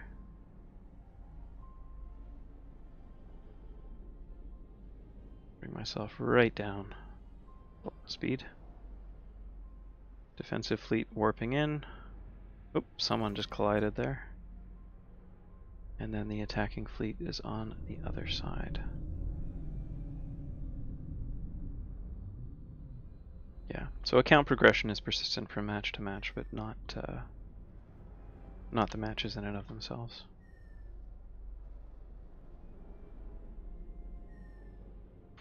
There's currently no limit on the type of ships, or the limit on, say, cap ships. So you can have essentially everyone could spawn a cruiser right now, in game. Oh no, that dock is occupied. Yeah, so ship limits are not something that's in game at the moment, and I don't know that we will. Oh, there we go. Alright.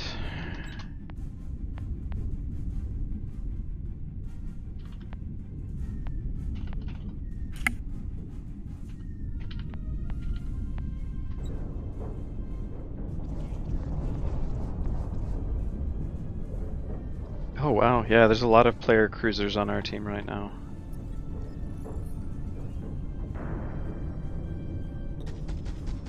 I'm gonna start firing some missiles at these corvettes once I get clear of the station.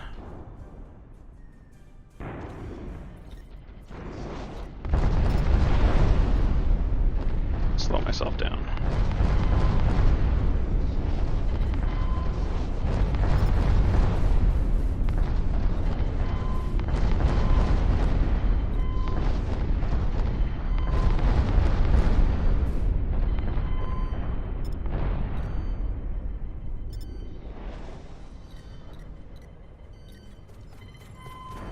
Yeah, there's that overheat, so managing my cannons, everything's overheated right now.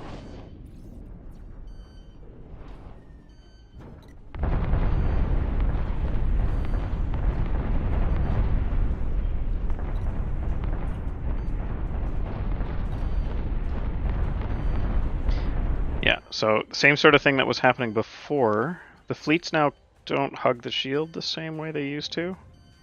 Oop, there's Neva.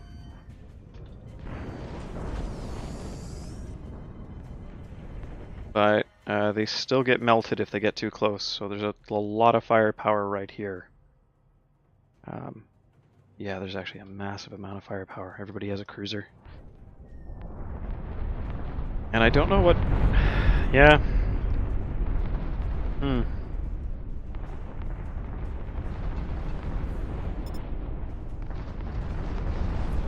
Oop. So we've got a nice defensive line kind of forming. We're going to get out of the way of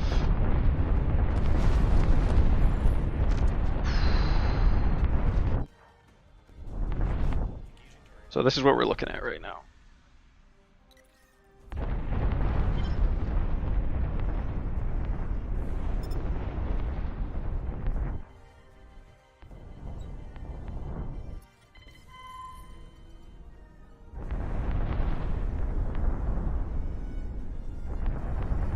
Wow.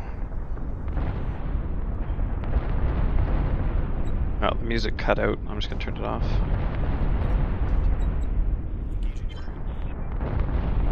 New squad target, focusing on destroyers. Just messaging my squad there. Feel free to use squad comms now. Squad comms free.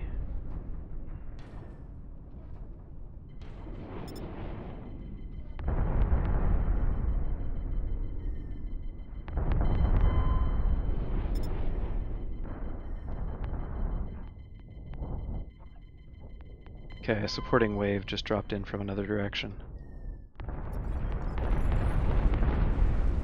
Yeah, so you can kind of see the problem here a little bit, eh, Flavien?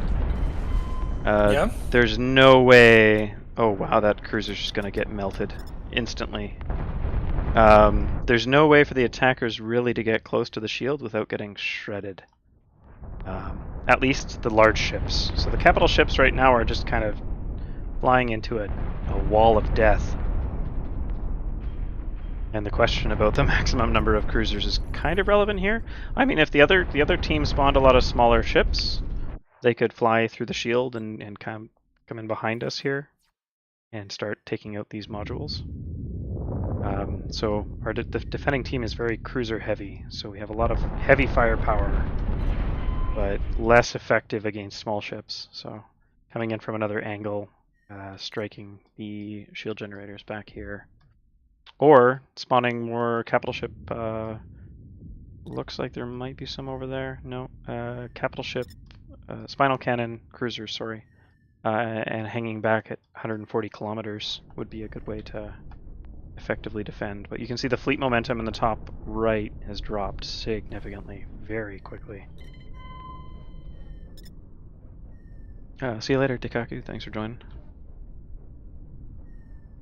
And let's just turn all of my weapons off for a second, let my energy recover. Yeah, the battle is probably going to end with almost no shield generators going down. Yeah, you can just see the line of cruisers. Looks like Nikel's taken off there. Yeah, battle's won. So shields, what are the shields at?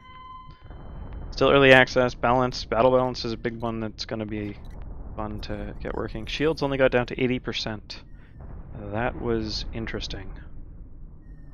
Oh, jeez. Yeah.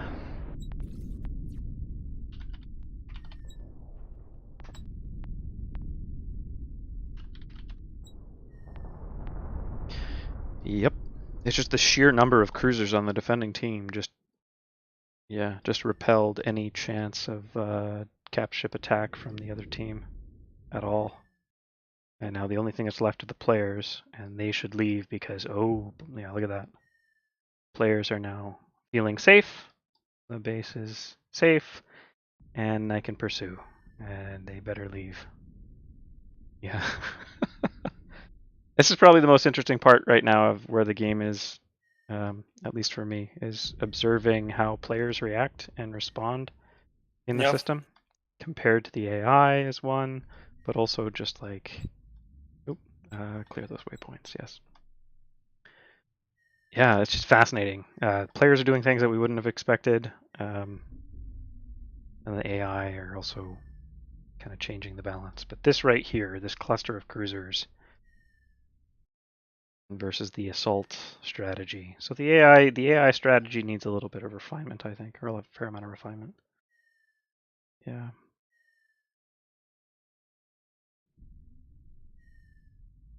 Hey, thanks, Julian. Appreciate it.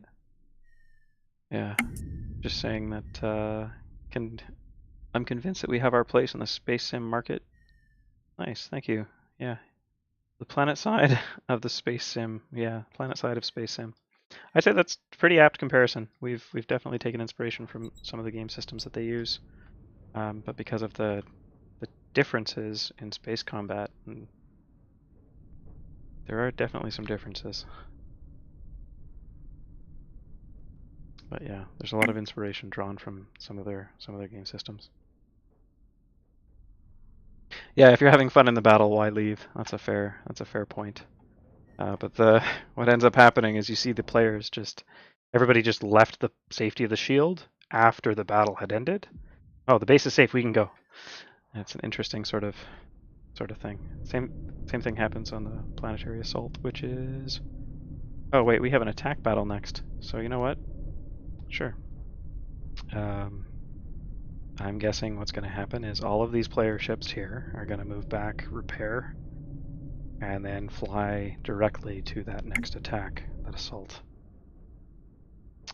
Yeah, actually, the imbalance right now, the balance is 17 to 19. So there's only 2 more players on Scoria than there are on Havoc. The difference, however, is that there are some... Oh, yeah, the rating difference is about 1,200. So there are some more experienced players. Or I should say, Filbert is probably skewing that number a fair amount with a 17,000 rating. And I believe he has the most in-game hours of anyone playing right now to get that. So that definitely is skewing Scoria's rating there a bit. Yeah, the ranks for sure. But let's see what the ranks are doing. Yeah, we could probably send a couple. There's I want to say Squid, myself, and then Filbert are higher ranked. We got some higher ranks on the enemy team as well. The Havoc dogs. As you were. Oh, hello. Hello, Squiddy. You're stealing my...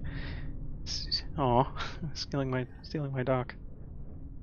Sir, why? Oh, he's gone. Okay. Okay, starting in a minute and a half of the next battle. Yeah, so without any... We don't have any enforced balancing with players right now either. Yeah. Is there a way to do that effectively without pissing people off, though? Hey, Sarge, I'm heading out. Whoa. There's a free dock for you there, Sarge. It looks like Lightning's leaving as well. All good.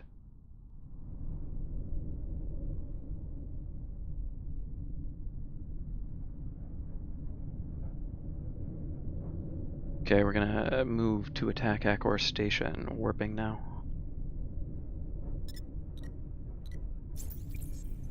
Oh. At least once my path is clear. Whoa. There's been... Gets a little crowded in space sometimes. Adding ion cannons. The blasters kind of function the way that an ion cannon would, in the sense that the blasters are more effective against shields.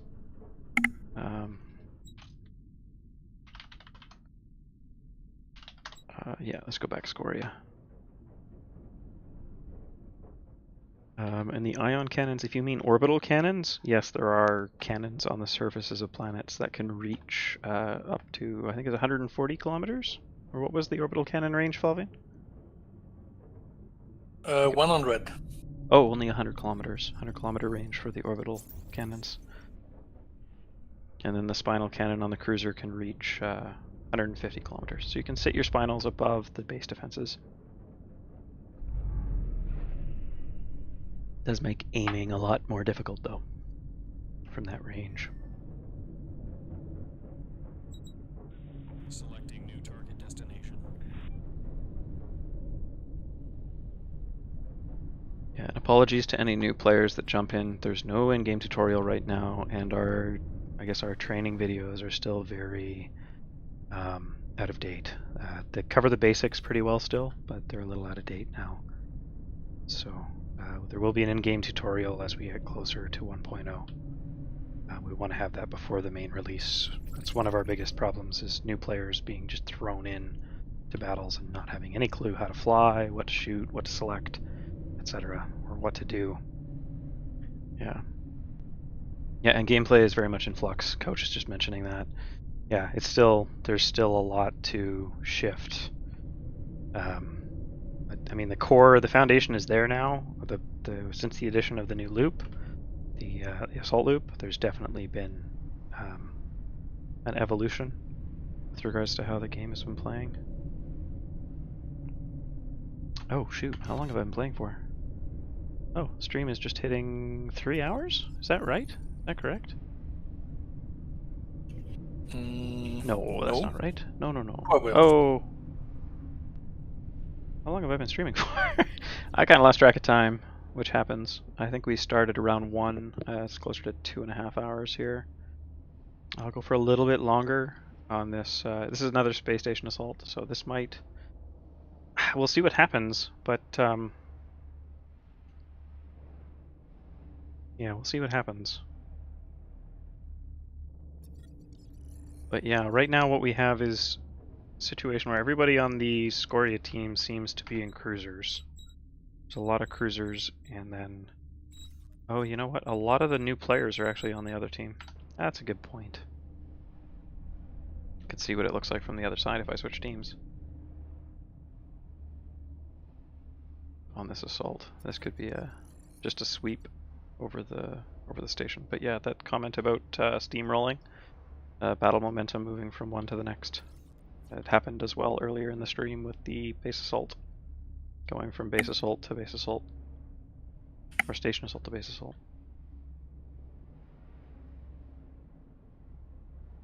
Oh, Neba, if you're strafing too close to cruisers, there's a minimum activation range for torpedoes.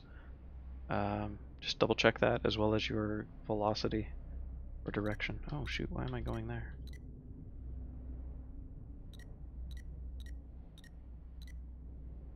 I can't select the target. Go over here and make target from the mission screen. There we go. Selecting new target destination. Apologies, squad. This is also a very heavy cruiser. It's making travel time a bit slow. That's why this is taking so long.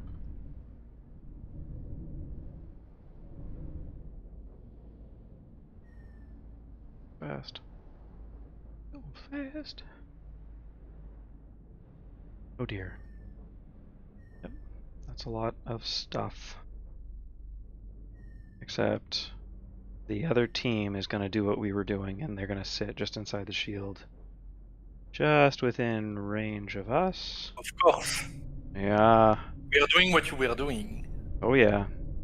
We got some spinals that are shooting down at the shield now. There's an impact right there. Spinal impact is beautiful Embergen sim that Jan did.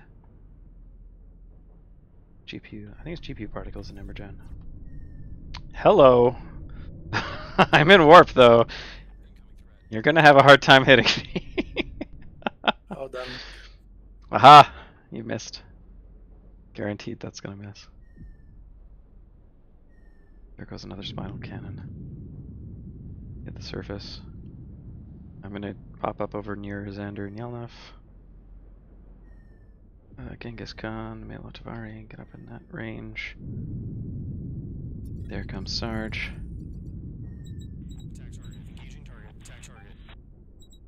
Affirmative.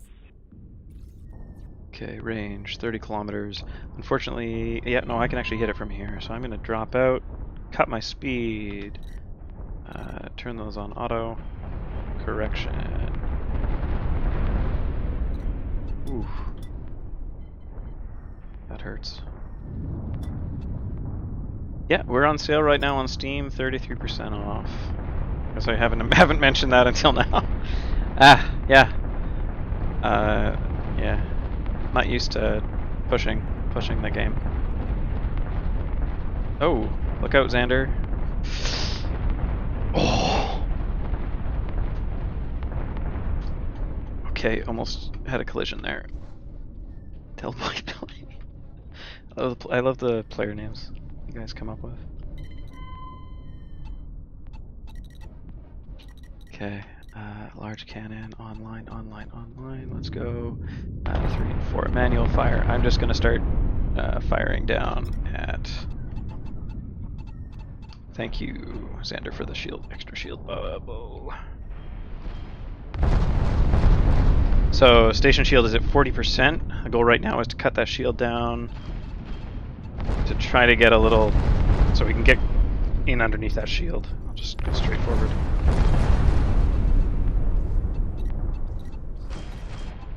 I think I could do with one less Thunderbolt on this loadout. Oh, jeez. The exchange of lasers is real.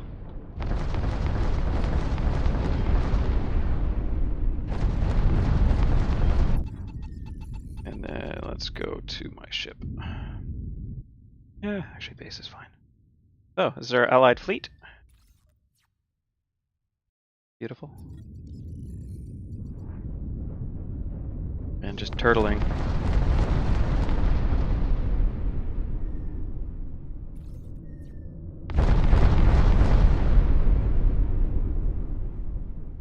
Watching my heat, watching my energy.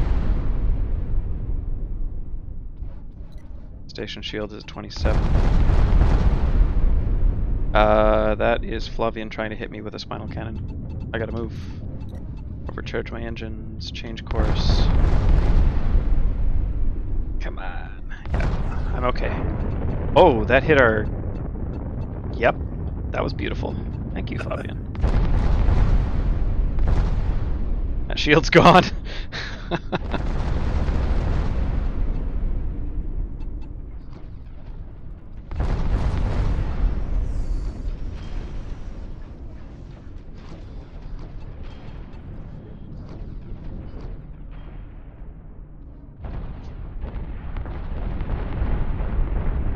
Shields at 6%.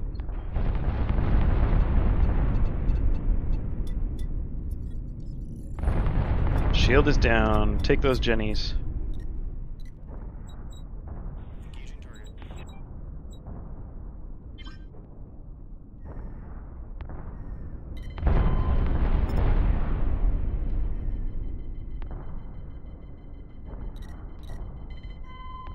Let's do this.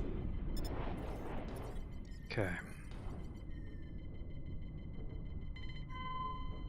This is what's happening now. Shield goes down, attacking fleet collapses in towards the station.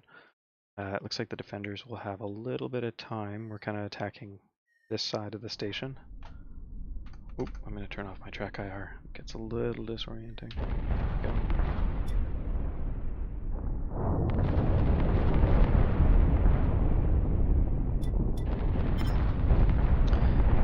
I'm guessing what's going to end up happening here is the attacking team is going to steamroll the objective based on what's happening right now. Yeah, there's a lot of firepower here. The defenders have a lot of destroyers, but there's only a couple cruisers. Firepower is just too strong over here. I don't think we have a lot of AMS though. So a squadron of bombers could probably pluck us off one by one. Yeah, team is a little OP right now. It'd be nice to be able to see the actual value difference, which we can do under the stats. I'm going to go turn on value there and then turn on losses here. Just scroll across and scroll across. Looks like the attacking team has slightly higher value, but oh no, blue is the defenders in this. These are a little bit unclear at the moment. They're kind of mismatched, but the differences aren't that great, but there are... Yeah, we'll see. We'll see what happens here. I suspect the attacking team is going to win the engagement, though. I haven't taken any hits or damage.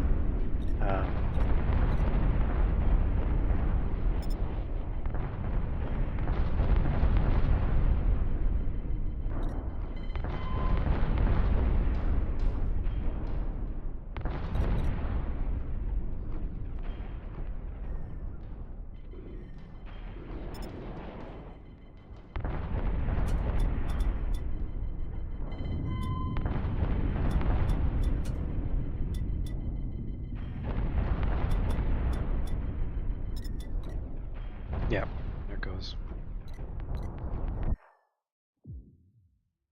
Got this guy attacking.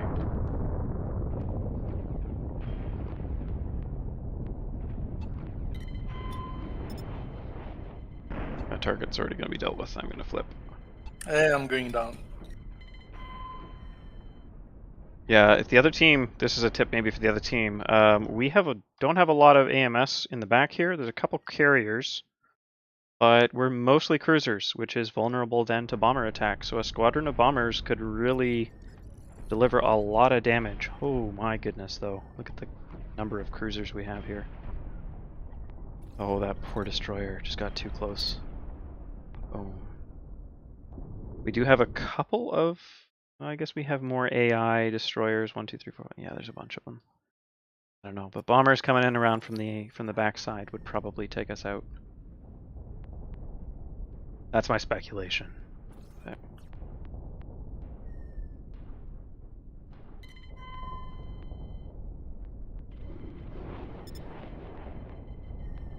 right now we're just creeping up on.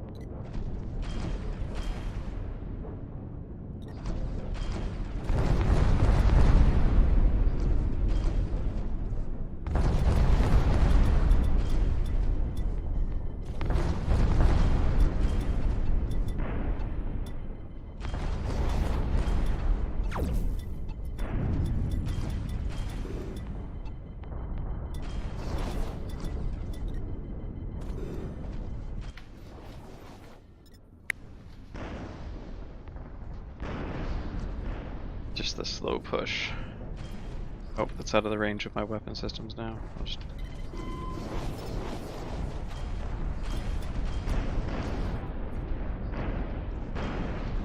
Yeah, base still has enough AMS. Okay. This battle is a lot more balanced than the previous ones. Is it? Yeah, this is a harder station to hit, maybe? That's probably what's happening. Oh shoot, I'm getting close to the station cannons, which are now starting to aim down on me. There we go. There come the bombers. Oh, damn. I got taken out immediately. Yeah, Pendrocker's out on the... Oh, what did I get hit with? I think I got hit with a Spinal Cannon. I do not know. I think I did. Okay, I am not going to go... Why do I have 2,500 chip points? Flavien? Oh, because I've been alive for a long time. That makes sense. I'm not going to go cruiser again. I'm going to go with something a little bit different. Let's see. I'm going to try the Corvette with the tank chassis, which was the one that I wanted. The heavy assault chassis. The heavy chassis. Need the missile array. Got a lot of credits. I can use that. Let's use some of these weapons. Unlock chaff and medium ammo. Okay, still good.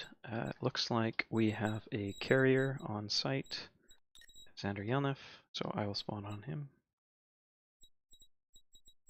Just double click on it to zoom in on the target. There we go, nice little cluster there, safe place to, nice little safe space to spawn at. And the shield went up and shield back down. So I fly the Corvette, oh shoot, no that's fine. I fly the Corvette with the capship control scheme. And turn on my auto turn. Set my heading. You can play from cockpit view or from your cockpit view or a third-person view of the Corvette. Totally fine there. Let's see. Oh, haha.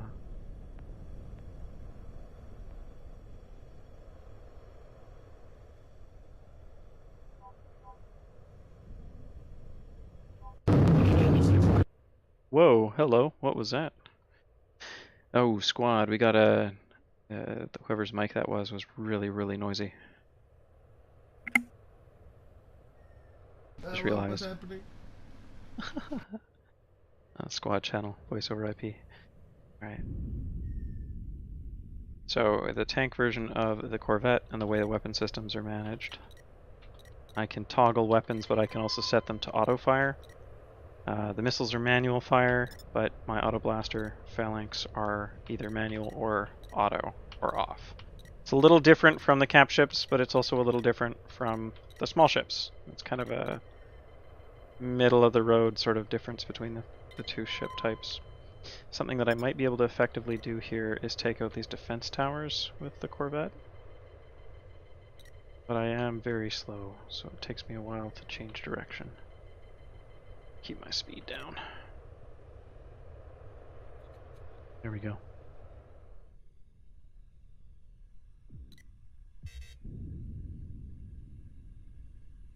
I keep my speed low. Zoom out a little more.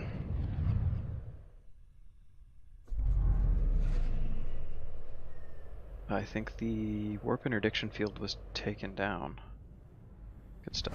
Nope, it was not.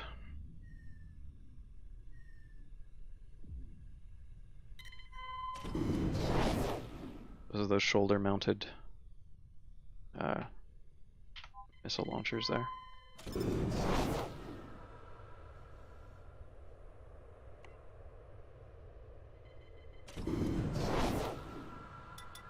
Okay, those are reaching target. Slow right down.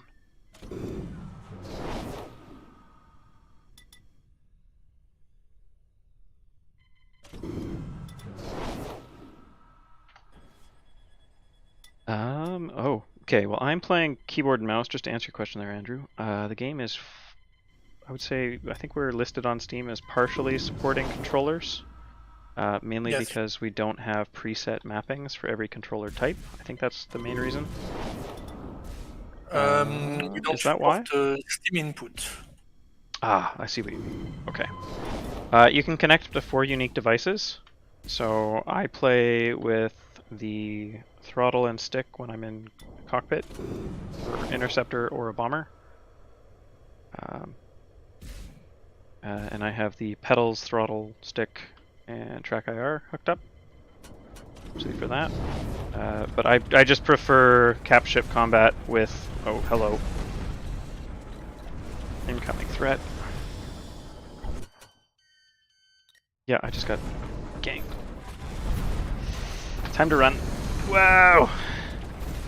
Hello. Go, go, go, go, go.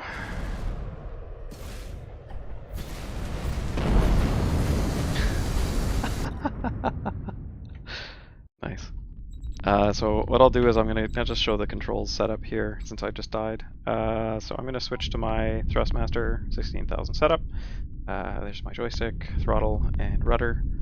I also have down in the controls menu here. So if you're using HOTAS, hands-on throttle and stick or stick and stick setup, you'll want to set up your devices, and then also come down to controls and swap over to the joystick Game Pass HOTAS control scheme.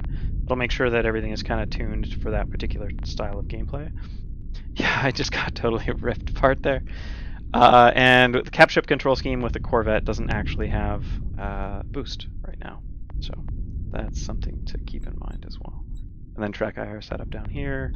Keybinds are flipped over for my keyboard or my HOTAS control, and I'm going to spawn a bomber. And I'll go with a heavy torpedo version. I like to play with that one. That one's good. I will throw the plasma cutters on here instead of the, and I'm going to save that to disk. And then jump here. Oh, hello. Okay. Turn on the TrackIR, reset my position. Here we go.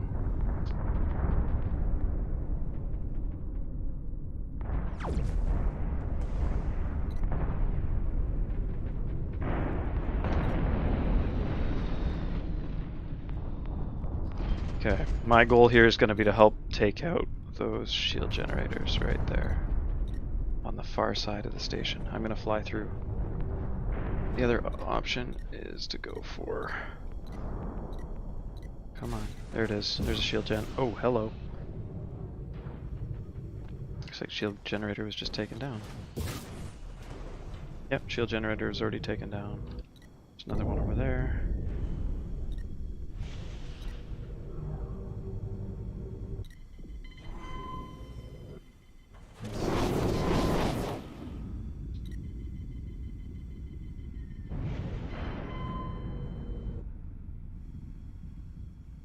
Oh, I'm inside the shield.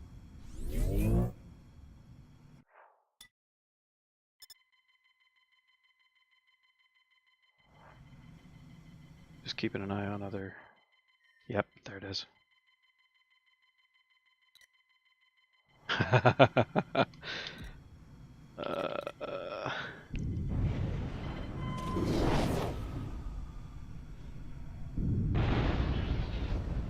Nope. Interference. Check my angle. Flip back. Shield generators down. There's only a couple more. Yeah, that is the one I want.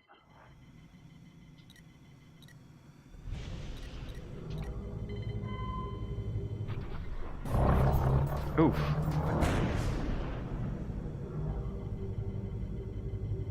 Starting to think that AMS is overpowered. Yep, that was... When you have a big ball of capital ships like that on a ton of destroyers, I'm trying with a bomber, you know, to pick isolated ships, but they're still under cover from the destroyer, because I think the range is really too big. Yeah, I think so. I'm too close. I didn't do any damage. Let's go after Pendrocker here. I've got a few on me right now.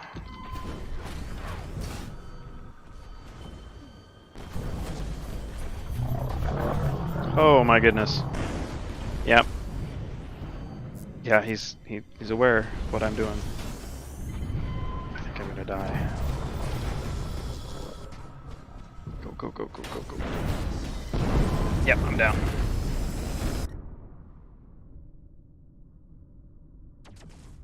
Yeah, Pendrocker's defensive turret's got me. Oh, he has railguns on that thing. Okay, yeah. Let's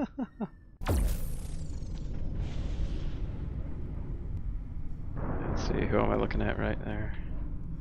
So, I'm gonna kind of phase out the stream here a bit. The game is still ongoing. We're currently on sale on Steam. You can follow our development there. Feel free to join the Discord. There's links in our description, invite links for the Discord, as well as our Trello board, see what we're working on next. We'll probably be updating that tomorrow at our dev meeting. Maybe go through that, and yeah, make sure that's all up to date. Right now I'm just spectating other players playing the game right now. You can do that through the...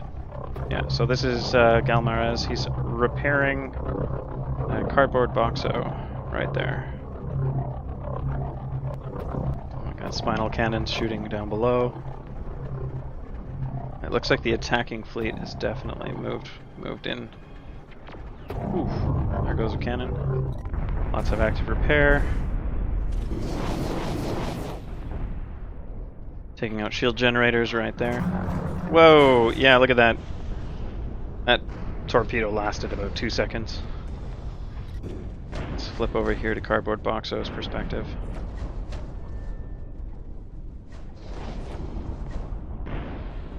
Yeah, missiles and torps are definitely falling very fast.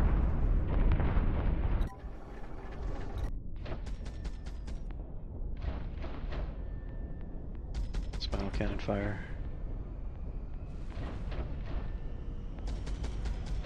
Yeah, there's a lot of controls you can customize, so you can play the game the way you want to. I think we actually had someone report that they were using Steam Deck too. Is that correct, Flavien? Trying to. Yeah. Making a control scheme that works is with the limited number of inputs would be a tough one. Oh yeah, get to the other side. There's Lomzor. There we go. Definitely see the missiles and torpedoes get hit more often. Oh, jeez. Yeah, that torpedo didn't last. No.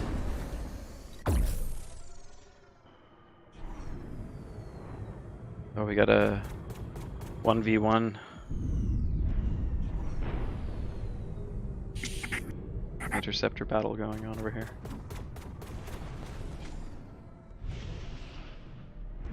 You can't spectate enemy team members, obviously, but yeah.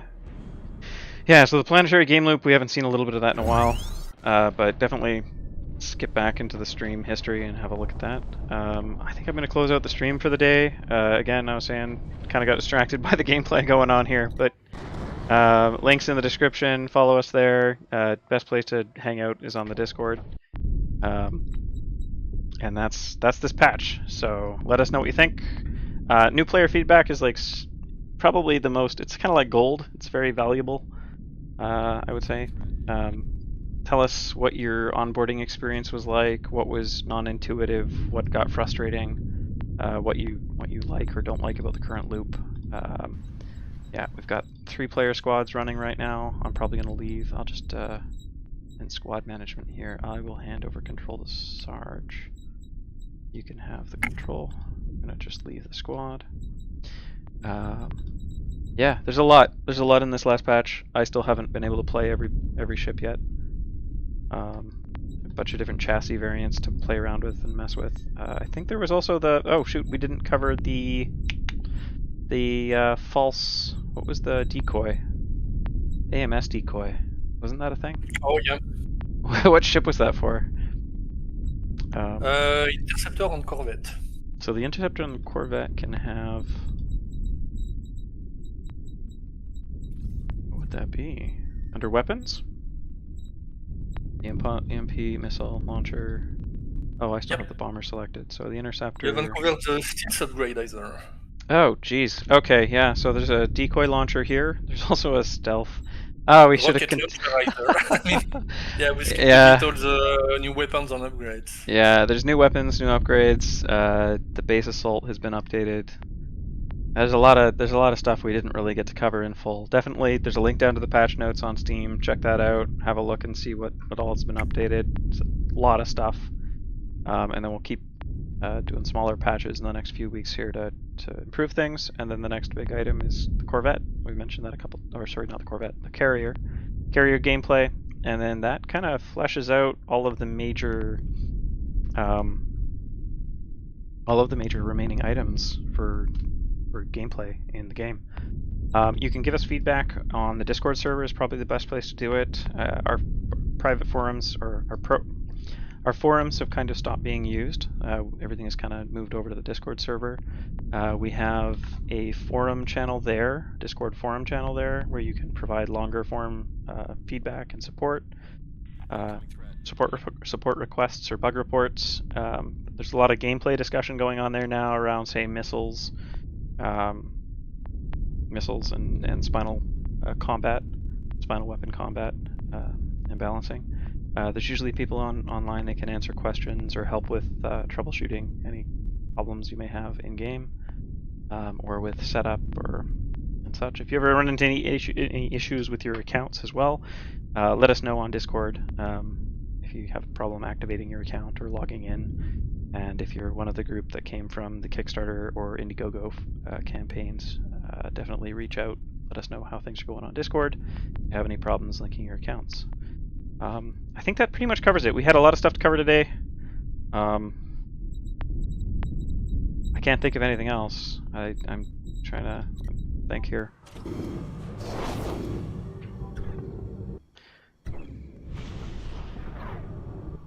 Oh, he's trying to go fast. Oh, there it goes. Hey. That battle's done. That one was a lot more balanced.